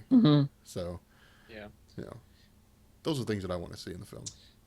I think that Marvel needs to embrace the Bruce Timm DC format from 10, 15 years ago, and just say, like, if you want to see a more, like, definitive version of your characters, check out this direct-to-DVD animated movie done by this really great studio. Yeah. Like, if you want to see a Deadpool in a movie, I think, like, if you got, like, call it a Deadpool series. Let's say they put out a Deadpool movie every other year, and it's a Deadpool movie that's set in the Marvel Universe, because animated, they could do whoever they want, whatever they want. They could adapt Deadpool Kills the Marvel Universe. They could adapt any Deadpool story they want. That would be amazing. If that came out, like, every 2 years, I think I think comic fans would be more okay with a PG-13 Deadpool live-action movie, because they're like, you know what, they can't do everything, and it's owned by Fox, so you can't even do Marvel characters, you can only do X-Men, and how many actors from the X-Men movies are even going to come back to do this Deadpool movie? So they really are limited by that, like, studio control. But if I want to see Deadpool cutting wise and cutting loose and cracking wise and having a great time and being and moving, I'll just pick up this DVD because it's really awesome. Like, that's what they should be doing. Well, and I 100% agree, because they put him into so much crap. He was in Ultimate Spider-Man, a great role. They worked him in. He's in the movie. I think it's like Hulk versus Wolverine. Cracking jokes, cutting his arm. I never expected. The best scene in that is him trying to put his limbs back on. No, that's not right. No. I never expected. Here's the caveat with that, though, is Marvel still has their own rights for animated X-Men. Yeah, they could do Fox has no rights for that. That's what I'm saying. But why isn't Marvel doing that? Because they're doing all of these experimental films. They're doing motion comics. They're doing Avengers Confidential. They're doing the anime spins. Did anyone watch the anime ones? I don't know about you guys, but I hate motion comics. Oh, I love motion comics. Okay, so give us a real video. Give us a real movie. There's plenty of Deadpool stories that would make a great... Could you imagine a Deadpool movie done by Disney Pixar? Oh my gosh. Well, Disney Pixar is doing Big Hero 6, and they're totally screwing that up. Even if How can you screw up Big Hero 6? Isn't it kind of crappy anyway? I mean, it is, man, but it's not. That's like screwing up Dolly. It's an all-Japanese superhero team. Yes, that's what Big Hero 6 was. Okay, so well, even if it was Claremont's kid-friendly, version is I would watch a Deadpool movie done by Pixar. Okay, all right. Like, imagine, parent- like, You know Marvel what would happen if they did that? babies. You know what would happen if they did that? At one point, Deadpool would cut across all the toys from Toy Story, just slice them all in half. Exactly. He would like jump off of a car, and then That's exactly Nope. what would happen. in his head, the car would be talking to him. yeah, the car. Well, you know, there's a Pixar verse too. Yep. Yeah, oh, I know. That's what I mean. Like he'd be in the Pixar verse. Yeah, he would get teleported somehow to the Pixar verse and like kill the entire It's the Pixar. end of the Pixar verse right now. Here's a pitch, by the way, just a really quick, because of the Disney Marvel like merger and everything that happened 3 years ago, and why we're still talking about it. But There's not much else happens, man. yeah, let me pitch this game. Kingdom Hearts Deadpool, not like a game about Deadpool. Just one of the characters you get to play with is Deadpool, and then Deadpool is your gateway into all these different, and just seeing Deadpool's reaction to like, you know, the Aladdin universe. Dude, and you know the what would different- happen? You know what would That happen would be if amazing. Deadpool? It would be a bloodbath. It would be a You bloodbath. would have Mickey Mouse Sora would just show be like, up. oh. You'd have him, Yeah. and Mickey Mouse would show up with one of the Keyblades or whatever it is, and then Deadpool would just kill him. I mean, like, and I mean- Deadpool's reaction to the Final Fantasy universe. I think that'd be great. I think this is a fan fiction that Sal needs to write. I don't like it. I think it is. Deadpool meets Kingdom Hearts. Yeah, I don't. While you're at it, I want Cloud and Aerith to finally make love. So. I want them to finally bump the nasties. Yeah. But I don't know. I mean, at the very least, you know, I'm glad to see that Fox is now considering the idea of actually making the movie instead of just throwing it on the back burner and every once in a while saying, "Hey, how would you guys feel about the movie?" And then I just I never think doing when this anything with kind of stuff gets leaked, it's actually by the people Yep. at Oh, I'm sure it was. Fox Easily. or at Disney, I who are just like, let's see how the internet reacts to this, well, I Yeah. know that and they. then they put it out there. Yeah, that seems to be Warner I Brothers' see strategy. Starkid. I'll bring that up in a minute. Just keep going, guys. I'll just finish this. Warner Brothers' strategy seems to be leak the pilot, see what they say. I don't think that Fox did intend to leak the Deadpool pitch, but I know that once they saw the reaction, they officially released the HD version. Oh yeah, because it was on a phone camera, and then they officially said, "Here is the Blu-ray 1080 HD version of it." Yeah, and they were. I mean, like, and you saw when that. I remember when that first launched. I think, like, well, when we first heard more about it, and I think it happened at San Diego. Yeah, And I that's want to what say that, like, when that first hit the internet, as far as like we are, I mean, like, I know it's been around for 3 years, but the reality is no one's been talking about it for 3 years. It must have like really leaked at San Diego Comic-Con.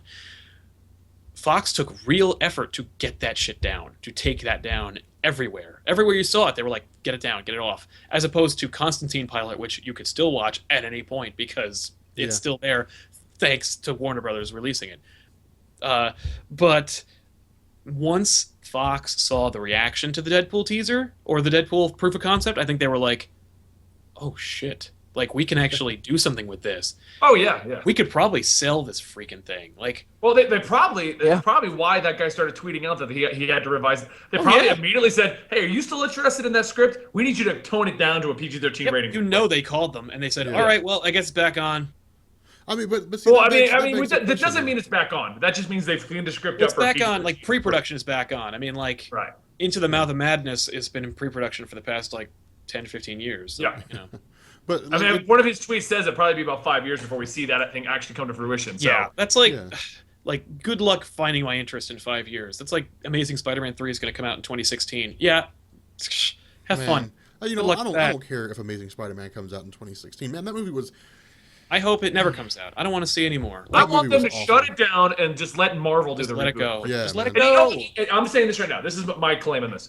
If we do get Marvel, because there's been talks about them just saying, fuck it, here it is, just have it back, Yep. pay us. Because apparently Disney has offered them, and they keep saying no because they think they can do more money with it. Yeah. So there's been talks, supposedly, I don't know if it's rumor or not, about them finally saying, just take it back, we're done. I would love And if that happens, I don't want to see Marvel origin story him, do the stories we've seen. I just No. want to see Spider-Man swing into a That- movie I and be think- like, I made it, I'm I here. think Marvel knows. I think Marvel knows Yeah. better than Marvel to knows do what's up when it comes to their another fan base. They just need to Another show reboot? what they would Just do. ignore what happened in those other 2 movies and just here's Spider-Man. And he's already been Spider-Man for a while, and the heroes are just like, what? Well, why haven't we brought him up? Because he's annoying. Like, Yeah, exactly. Yeah, all she had to do is simply be like, "Did you guys hear about that Spider-Man guy? Oh man, I went with him last week, and he just cracked jokes about hot dogs the whole time." yeah, exactly. And Like, then he don't swings ever through the window, and he's like, "Tony!" You know? Yeah. Don't ever team up with Spider-Man. He will never stop. Oh, okay. So speaking of Spider-Man, I want to break off from this for a second, and I want to talk about the most recent original Hold on, release. Since we're jumping over to another topic, the question that the guy asked, Starkid Potter wanted to know why do we never discuss anything outside of the Marvel DC? His particular choice was Fables. I don't read Fables. That's why I me don't. neither. I've been wanting to read Fables. Like, I've seen it on the shelf at the comic book store, and I'm like, I want to get it, but it's $30, and there's other things I want for $30. Yeah, And then, like, I never end up picking it up, but I would love to read it. I read some indie stuff. I know I haven't talked about it very much, but I do read Yeah, some. we could probably talk about Saga. I mean, I actually haven't read Fables in a while. What actually reinterested me into Fables was the fact that Once Upon a Time, which I thought was going to be a very girly show, but I was sitting around on Netflix one night and I was like, all right, whatever, just hit play, see what this is. And I was like, this is freaking amazing. And I looked online, I was like, this is supposed to be Fables? Like, they just took the whole thing and just ripped it off? Like, okay. That's exactly what they did. Yeah, I never read too much Fables. I mean, I am a fan of it to an extent, but I only have so much money to spend per month. And right now, my money is like dumped into DC and Marvel, and Saga and Walking Dead. Like I've already got my indies kind of picked out. Trees is another one, thanks to actually a off the rack from Sal. I actually started picking up Trees. Trees is cool. Yeah, Trees is cool. Yeah, I mean, if people want to see more stuff besides Marvel and DC, I mean, there's Dark Horse. There's a million things that we could talk, like a million. Yeah, kinds of stuff. Spawn I'm would be a starting really to cool that guy. actually, my channel. I'm just gonna plug myself here for a second here. But my comic book store owner, Jason, he actually reads all the indie stuff, Dark Horse, Image, all that stuff. He does all that like stuff that we don't normally read.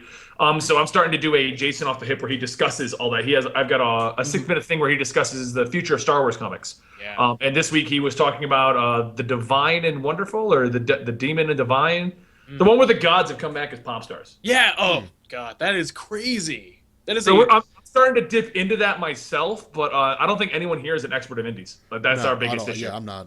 I can tell you DC's history from the 1940s, and Rob and Sal could probably tell you Marvel's history from the 1940s. Sal could probably tell you both of them, honestly. I could do both. Well, maybe not both, but I could definitely do Marvel DC. I could give you the origin of the Max or Spawn. Yeah, I mean, I could do Walking Dead, but when it comes to the branching into indie titles, Fables, Saga, it's not.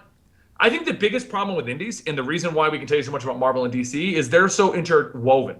Yeah. You'll start reading one thing in DC, and then it'll jump to another superhero in another part of the element of the universe, and you'll just keep going, and you'll end up circling back around. But when you read Saga, you gotta wait for the next Saga. There's and nothing it takes else forever, and it's Yeah. and like and it's hard to speculate on that book too. It's hard to be like, oh, what's gonna happen in Saga? Like, I don't fucking know. It's my mind came on. I know whatever I say is not right. Now, I know. I know the audience probably only doesn't indie have that much.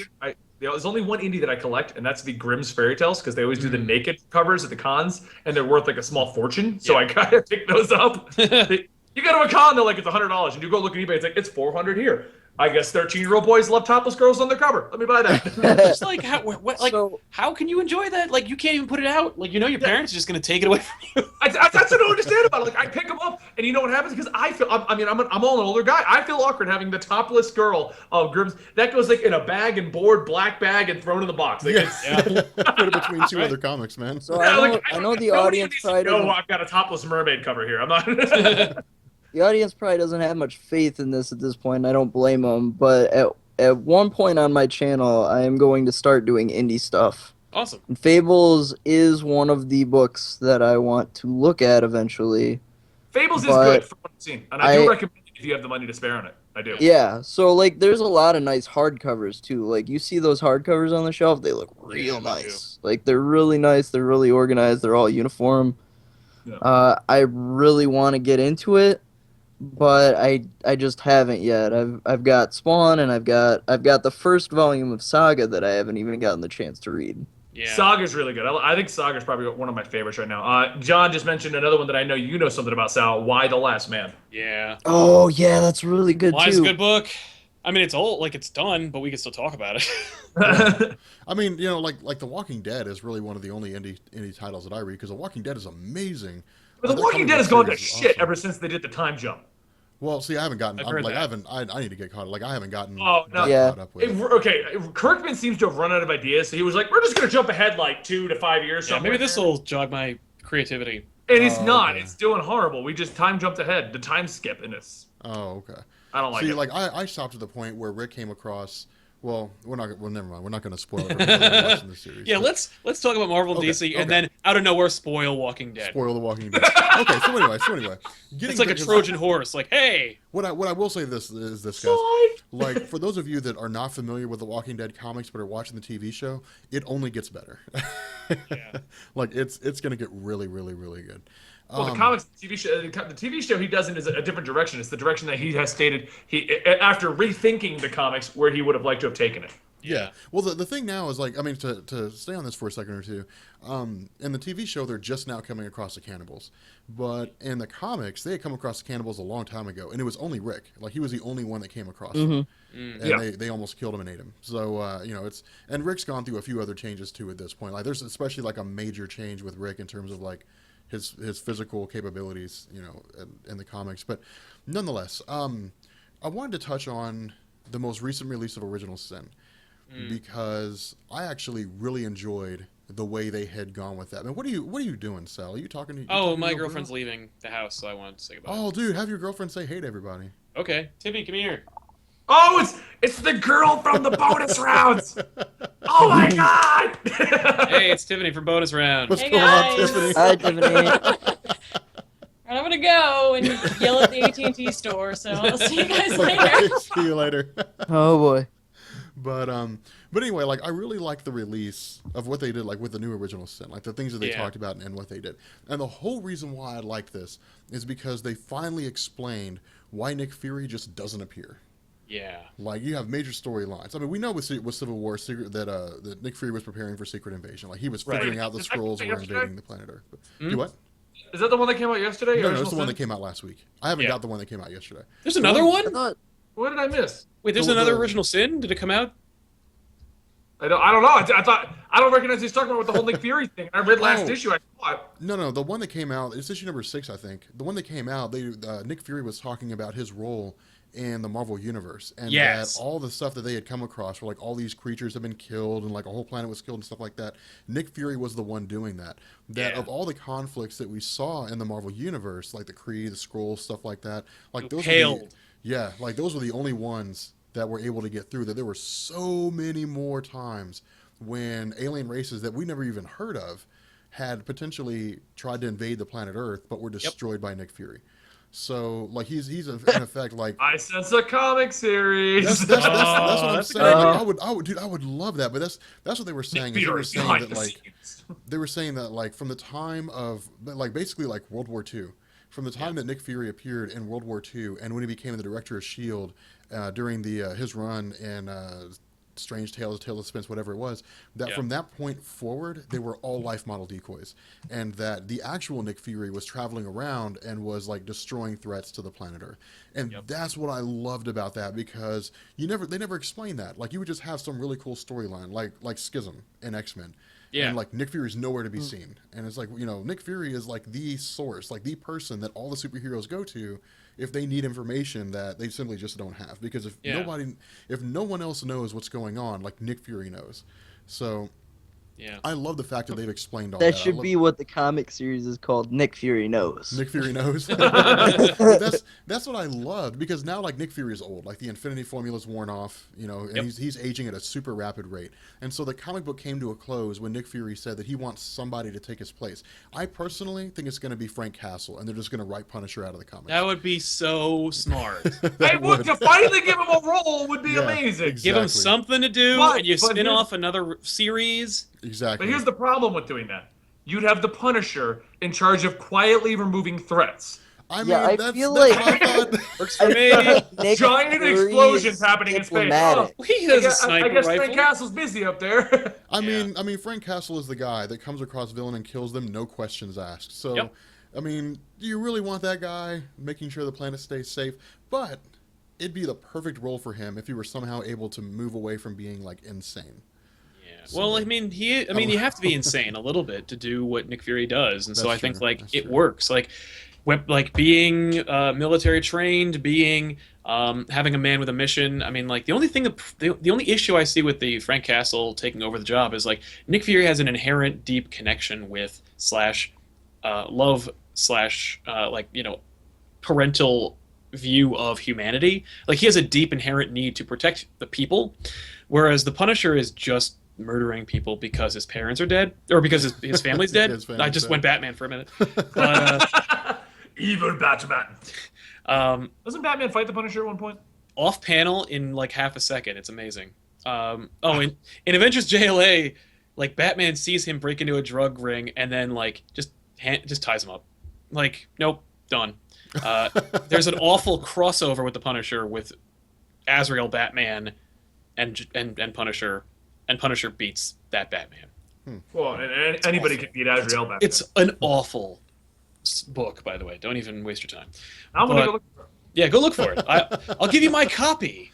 I'm going to Jersey just to pick that up. Yeah, come on by. I'll give you a whole bunch of copies of bullshit. I'll give you my I don't remember. I probably have Atlanta's Attack. It's full of shitty comics. I literally, you can have all my Gen 13s. Well, in that case, man, in that case. Give me 13 again. Yeah.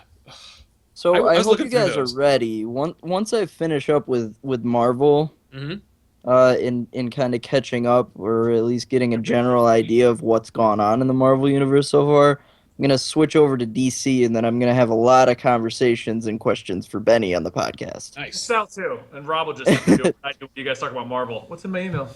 Dude, I love learning about DC because I don't really know anything about DC. So when you guys are like, Superman is so strong that he's singing to people, I'm like, all right. Like I can literally see Superman standing on the edge of a mountain, Singing like Frank just, Sinatra. yeah, singing his heart out to people. He's got like a little karaoke box, Yeah. like singing to people, singing to the world. Moon over the And I'm bay. planning on starting with like at the point where they reset it. So I'm hoping to not like go too far back because it's impossible to collect.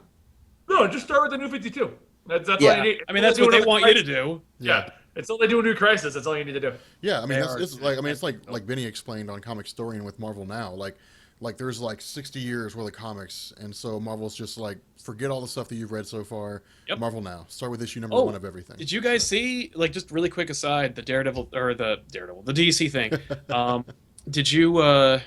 I assume you guys are in any way familiar with that scene from, I think it's Justice League, back when like Guy Gardner was on the team and Batman was in charge of it, but everybody was lame, and Batman punched and Batman punched Guy Gardner.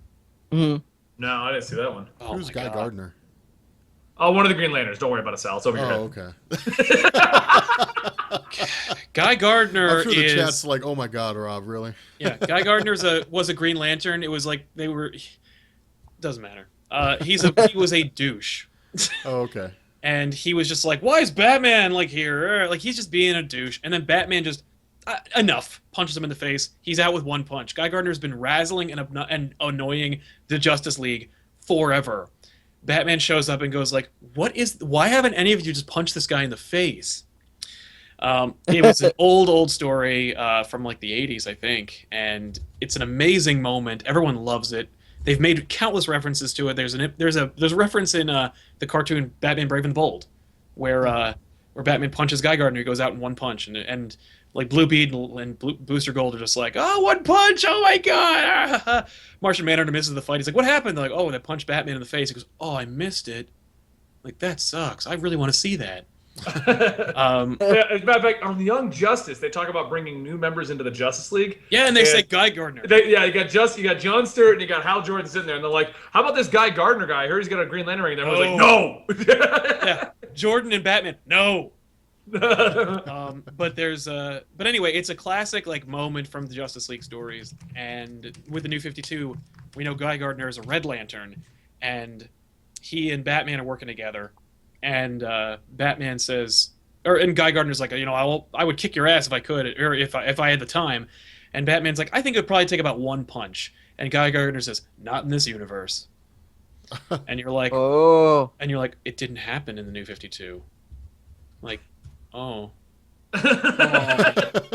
That's too bad. I'm sad. That's like that hit me. I was like, oh. Real quick, I'm going to throw this in there because this is the more recent discussions, I guess, the rumors going around about the New 52 and the new crisis that's supposedly going to be happening. Yes. Because we are running a little longer here, so we need to start kind of winding down. Fair enough. Okay. I want the opinions of, especially from Rob and Dave, because they don't know much about Marvel and DC and you. The rumor is now, New 52, as of April, when this whole Future 10 thing comes to a close, and we find out about the multiverse being in Multiversity, which is the story that starts up in August, Okay. is all going to reveal that the New 52 is pretty much like another one of the Earths, and we're going to go back to the primary continuity. That would be so great. That sounds like a smart idea because it sounds they're like going to treat New 52 like the ultimate universe. Oh, that would be see, so like from what has great. been explained to me, like there were just too many inconsistencies. Like Yeah. they came along and they said we want to reboot the entire DC universe so that people that don't know anything about previous comics can basically pick up and start reading. Well, it's like And then- we just reviewed Flashpoint for the upcoming back issues, and I think Flashpoint was supposed to be just a Flash story, and then DC editorial said, "Ooh, we can reboot everything now," and they shoehorned it in. So I don't even think that so the New 52 was an afterthought. Yeah. So I Where'd feel Benny like go? He just Hold on. I'm still here. I turned off the camera for a minute because the wife came in here, but she's not like dressed to be in camera, but she's going to her chair and everything, and then that's all. okay, I'm just adjusting my room to make Oh, things sure. viable. Yeah. Oh, okay. but yeah, It's not like Tiffany where she was like fully like, I'm going out right now. she's leaving. But My wife's like, I just woke up. yeah, don't film me. Yeah, exactly. But we are coming to the end of the podcast anyway, so that's what I'm kind of like. Fair enough. Okay. So yeah, I think like they didn't have a plan, and then they just gave. Yeah, the New 52 I think was an afterthought, and then it was just, and then they've just been doing catch up and damage control ever since. Yeah, no, and I agree with you. One of the biggest things that I'm getting because of that is in Final Crisis, I open it by stating this may not be in continuity anymore because we're at the New 52. Yeah. And the number one response I get is Batman refers to him dying in his books. And I have to keep telling people, yes, because Batman and Green Lantern didn't reboot. Yes, because Grant Morrison said no. Right, so Batman still went through Final Crisis, but Superman didn't. You know, the Blackest Night to put zombies all over the planet Earth, but no one seems to remember that fact. Never mind the fact it wouldn't really work in continuity because things like Green Arrow, discussing with his entire family all the things he's done wrong, and the new Green Arrow is like 23 and straight out of the TV show. Yeah. So I don't really mind them going back and kind of, I guess I'd call it backpedaling, but not really, and saying the New 52 is just like an ultimate version of the universe or like an alternate to the traditional comics, because I collected a huge catalog of Batman stuff that I really enjoyed, and I'm like, half of that stuff didn't happen? Yeah. Really? well, the Batman stuff seems to have The happened. Batman stuff can still happen, by the way. Because here's what they did. The excuse was everything that they wanted to keep in continuity. This is what they're stating. Everything that they want to keep in continuity happened in the first 5 years. Right. That's what they're stating. Okay. Now the problem with that is that works for things like Superman, where they're like, okay, well he got killed by Doomsday, but he came back, and that's pretty much the only significant thing that seems to have happened. To Superman. Yeah. We've got situations where what's it called? Like Supergirl, she came to the planet Earth, and none of her continuity happened. Right. So we can just reboot her. Batgirl apparently She was was shot, paralyzed, yeah. but she recovered. But then you have things like Batman has had 4 Robins. Yep. That doesn't work in 5 years. Was it 4 or was it 5? It was 5? It was Dick, Jason, Tim, Damian. Yeah, 4. Yeah, 4. Because Stephanie Brown didn't things like count, that and they don't just work. There's established things like Jesus. The entire emotional spectrum situation with the Lantern Corps, the Sinestro War, and all that stuff seems to have happened. There's no way that could have happened in 5 years. Did Blackest Night happen? Blackest Night. Okay, if you read the normal continuity, it doesn't seem to ever get brought up. If you read the Lantern continuity, it's all right there. Yeah. Because it can't.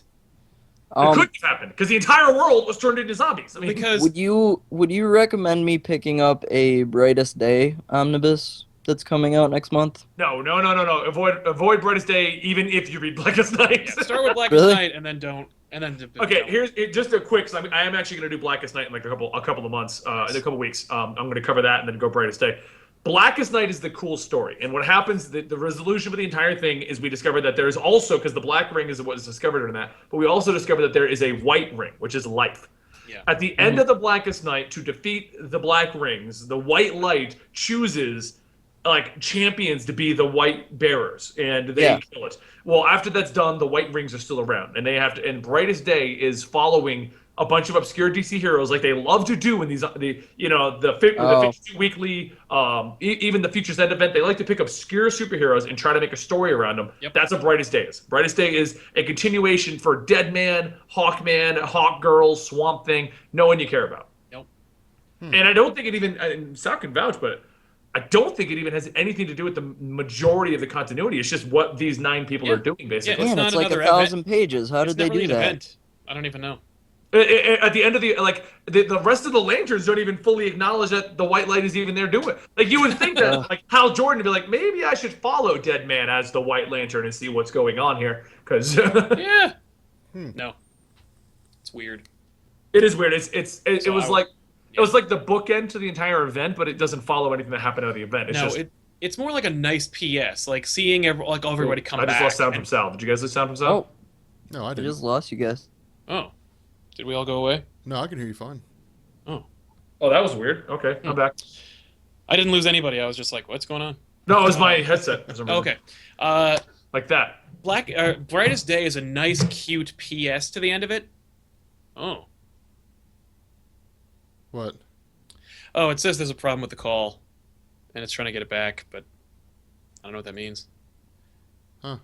Oh, with Looks like Benny I and Dave. lost. Yeah, I lost Benny and Dave. Oops. Sorry, everybody. Well, anyway, all right. So go ahead. Let me see if I can call them back really quick. Okay. I don't know how to do that. Wait. Well, Well, anyway, hello. the hey. there we go. Hey, everybody. We're still waiting on Benny, I think, but Yeah. Dave, are you there? Nope. oh well. In any event, we need to start wrapping this up anyway. Technology. Sorry, everybody. Technological advancements. Yeah.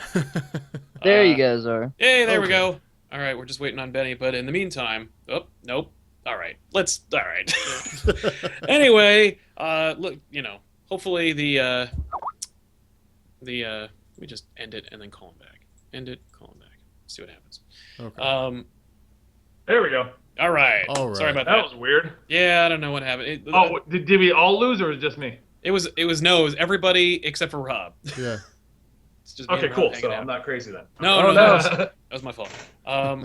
So yeah, Blackest Night's cool. I really, really hope that you're Blackest right. Night got me back into comics. I read comics as a kid. I read it up until the Spider-Man Clone Saga. That's and when at that point, in the late 90s, I'm like, this is just...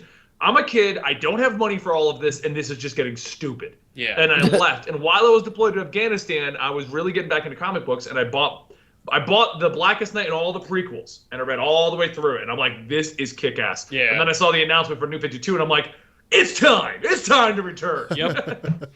Yeah. I've heard the new 52 Green Lantern is really good. It shouldn't be too different from the old 52 Green Lantern. Yeah, he's the same. So.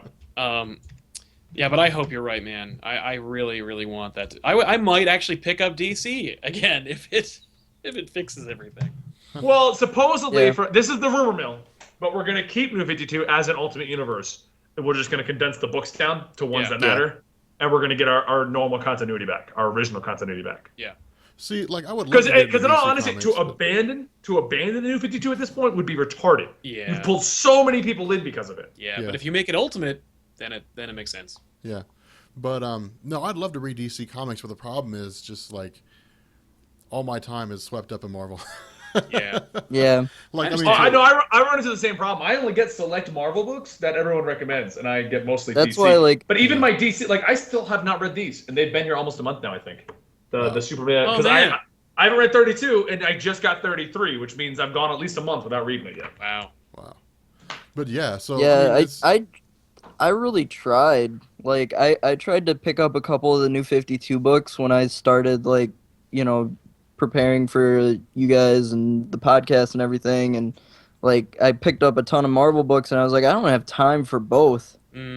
I can't possibly keep track of My everything best at the same recommendation time. is if you're going to pick, you pick your side, you read that side, and then you pick the core books to the other side. Yeah. Yeah. Yeah, I don't read all DC, but I do read Batman and. You gotta read Batman. You gotta read Justice League, the core book, not the spin-off ones. No. Just read the core, Yep. And then if you're gonna read Green Lantern, you at least need to read just the regular Green Lantern. Forget about all the spin-off crap. Yeah. Yeah. So. Okay, so as we wind this podcast to a close, what's everybody got going on for the next little while or so? Because after Guardians of the Galaxy, Guardians of the Galaxy month. I mean, I've got the issues 1 through 3 explanation going live today with a little bit of a work in with Sal over here. It's not quite as you taking over the channel for an episode because Sal's episodes are 30 minutes in themselves, and I do keep to my time constraints. Yeah. But we do have a little bit of fun back and forth. And then tomorrow I'm putting up Drax. And then I'm taking a break because I've been doing this all week. Yeah. I'm going to take a couple of days, but just a couple of days, not like the last month-long one. Right. But I'm going to come back with Angela on the Angela story, Volume 2, and I'm thinking about coming out with someone requested, the Batman 1,000 Lines video. About nice. his death, coming back to life and all that stuff. Yeah. Yeah. Oh, and I'm going to explain the Speed Force soon. So. Oh, cool. Which, by the way, I don't know, real quick, has anybody seen the pie chart for the multiverse? Yes. No, From I Multi-University. The Speed Force is apparently outside of all of that. Yeah. Makes sense. It's got to be, because otherwise, how would you be able to get to all those places? Right. So Rob, what do you have coming up? Howard the Duck. That would be awesome. I will watch that. I'm doing Howard the Duck on Thursday, this coming Thursday. And Nice. then after that, we'll start getting into Chris Claremont's run of the X-Men. So Jean Grey, both sagas of the Phoenix Force, where she becomes Phoenix and the Dark Phoenix Force, William Stryker, and then whatever else I feel like doing. We might even just go into like a general discussion about the Hellfire Club, which Nice. is a really, really cool group in Marvel. Emma Frost. Yeah, basically. Yeah, we might even do a video. All on I Emma remember Frost. from the Hellfire Club is that's where she started before she started bumping nasty Cyclops. Yeah, pretty much, man. Pretty much. Yeah. But yeah, and then after that, I mean, after Guardians of the Galaxy, like we've got like a year, guys, to do pretty much anybody until Ant-Man comes around. I'll be doing Ant-Man about a month before the movie comes out, but we've got almost a year before that happens. So like we'll have a ton of time. So to do Rob's all going to kinds be of in videos. trouble, but don't worry. DC's got a bunch of crap to talk about. That's true. That's why I'm gonna switch over. Dave jumps on whatever bandwagon is going strong. And then Sal, what do you have going on? I have just the usual shows of back issues. I think this week it's Guardians of the Galaxy. You can check it out right now on TV Little House on YouTube. That's on back issues. Then next week's back issue is going to be Flashpoint because we had to shoot both episodes back to back. So we're doing a Flashpoint episode. I want to see what Ethan Ben think of that. Ben hates it. Spoilers: Ben doesn't give us an inch on Flashpoint. No, he just is like, fuck this. He's like, no. it's Everything's wrong. I haven't even edited it yet. It'll be crazy. Is Ethan just like analyzing it the whole time? Well, Ethan's like, it's so funny because Ethan's he's the guy who's like, well, does Groot respect the conservation of mass? When he gets bigger, does he get lighter because he's using the mass to get bigger? But when it comes to the time travel stuff, Ben's like, well, wait. If Flash saves his own mom, then he doesn't become Flash. So why does the Reverse Flash even have a role to play in this story? And Ethan's like, well, it's like Terminator. Like, who cares? And Ben's like, no, I care. This is insane. Well, you know why that is, right? Did you explain it to him why Reverse Flash exists? Well, because he's created by the Flash, and he's from the future, and he comes back to the past, and he's stuck there. So, like... No, they get the reason is when Flash changed time, Reverse Flash was going through the time stream. At the time. So, since everything got changed and he wasn't in a time period... Right. We basically say that he is outside of time. Right, yeah. But that makes... Okay. I was like, Ben would not have been okay with when that. you were doing your Superman versus the Flash video, and you were like, you are so far off. Yeah. So, yeah. I know everybody's been really patient with me to make another video finally. That's what he's been waiting for. He's been waiting for us all to get out of the way so he can. Pretty much. But I'm not going to be able to for like another week and a half. Because I'm going to be in this cast. I'm going to be limited to either the bed or the couch and having my foot raised every 15 minutes. So editing for 15 minutes and then stopping for 2 hours and then editing for 15 minutes and then stopping for 2 hours. Yeah. It's not going to work. Rename us. I'm going to rename the group. We are the YouTube Comic Book Alliance and Friend. Yeah. Dave is the groupie. And Cast Boy. He's our gripper. Wait, that sounds wrong in this. But Yeah. But Dave's the anyways, fluffer of the group. I promise I've got a lot of great things planned. I'm planning on doing, after I get out of this damn cast, I'm going to do the rest of Civil War. I'm going to finish that up very quickly. And then I'm going to hopefully go into collecting House of M. And then hopefully wander over and do some DC stuff by then. And hopefully while I'm doing the DC stuff, do some indie stuff. Cool. Dave, Awesome. I'm gonna say this with all like actual honesty for a second. Slow down if you're coming back finally. Don't plan 9 videos. Yeah. Oh no. It's Okay. gonna be like the finishing up of the hardcovers is gonna happen over like a period of 2 weeks. okay. Okay, the way you were And describing then- it, I'm like, then please do not the- just flood your channel in within a week with the- like 9 videos. The House of M is probably gonna be 1 week, and then I mean, I'm that's a going good to call. do. But I have all this planned because I've had a lot of time to plan It's true. Yeah. in my head, and I get ahead of myself in my head. Well, in your head, you're also drugged, so be careful. Yeah, yeah. I mean, doing the House of M over the course of a week is a good call because you can do about Yeah. like 1 video. Well, a it's day, three. something like It's that. 3 hardcovers. Oh, okay. So I mean, if I do 3 videos in 1 week, I've got it covered. Okay. Yeah, that sounds good enough. Yeah. Because I don't go in depth into the story like you. I just tell people to buy stuff, basically. And then Go you out say, buy if this you want to know book the because story, it's go a good listen way to to Bob. collect it. Yeah. Good stuff. All right. Well, I guess we're gonna call it a night. What time is it right now? I don't even know what time it is. It's 4 4 o'clock on for my you. time. So right Okay. now what we're all looking at, and we're debating if this is going to happen, but pay attention to Rob's channel because we're going to see if we can angle it so that we all get on after the Guardians of the Galaxy. We're all going to see it pretty much about the same time. Yeah. So We're all We're going gonna- to see it within an hour of each other, roughly. yeah, so we're going to try to get on and do like a 20 to 30 minute. What did you guys think? Oh my God, it's amazing! Oh my God, I'm so drunk. You know? Yeah. Yeah. So, all right. Well, yeah. So, I guess maybe we'll catch you guys later on tonight. So. Yeah. Have a good one, everyone, and we'll see you next time right here at the Weekly Pull, aka Marvel Explained, aka Comic Story, aka TV Little House, aka whatever the hell Dave's doing. All right. We'll catch you guys later. He's Groot. See ya. I am Groot.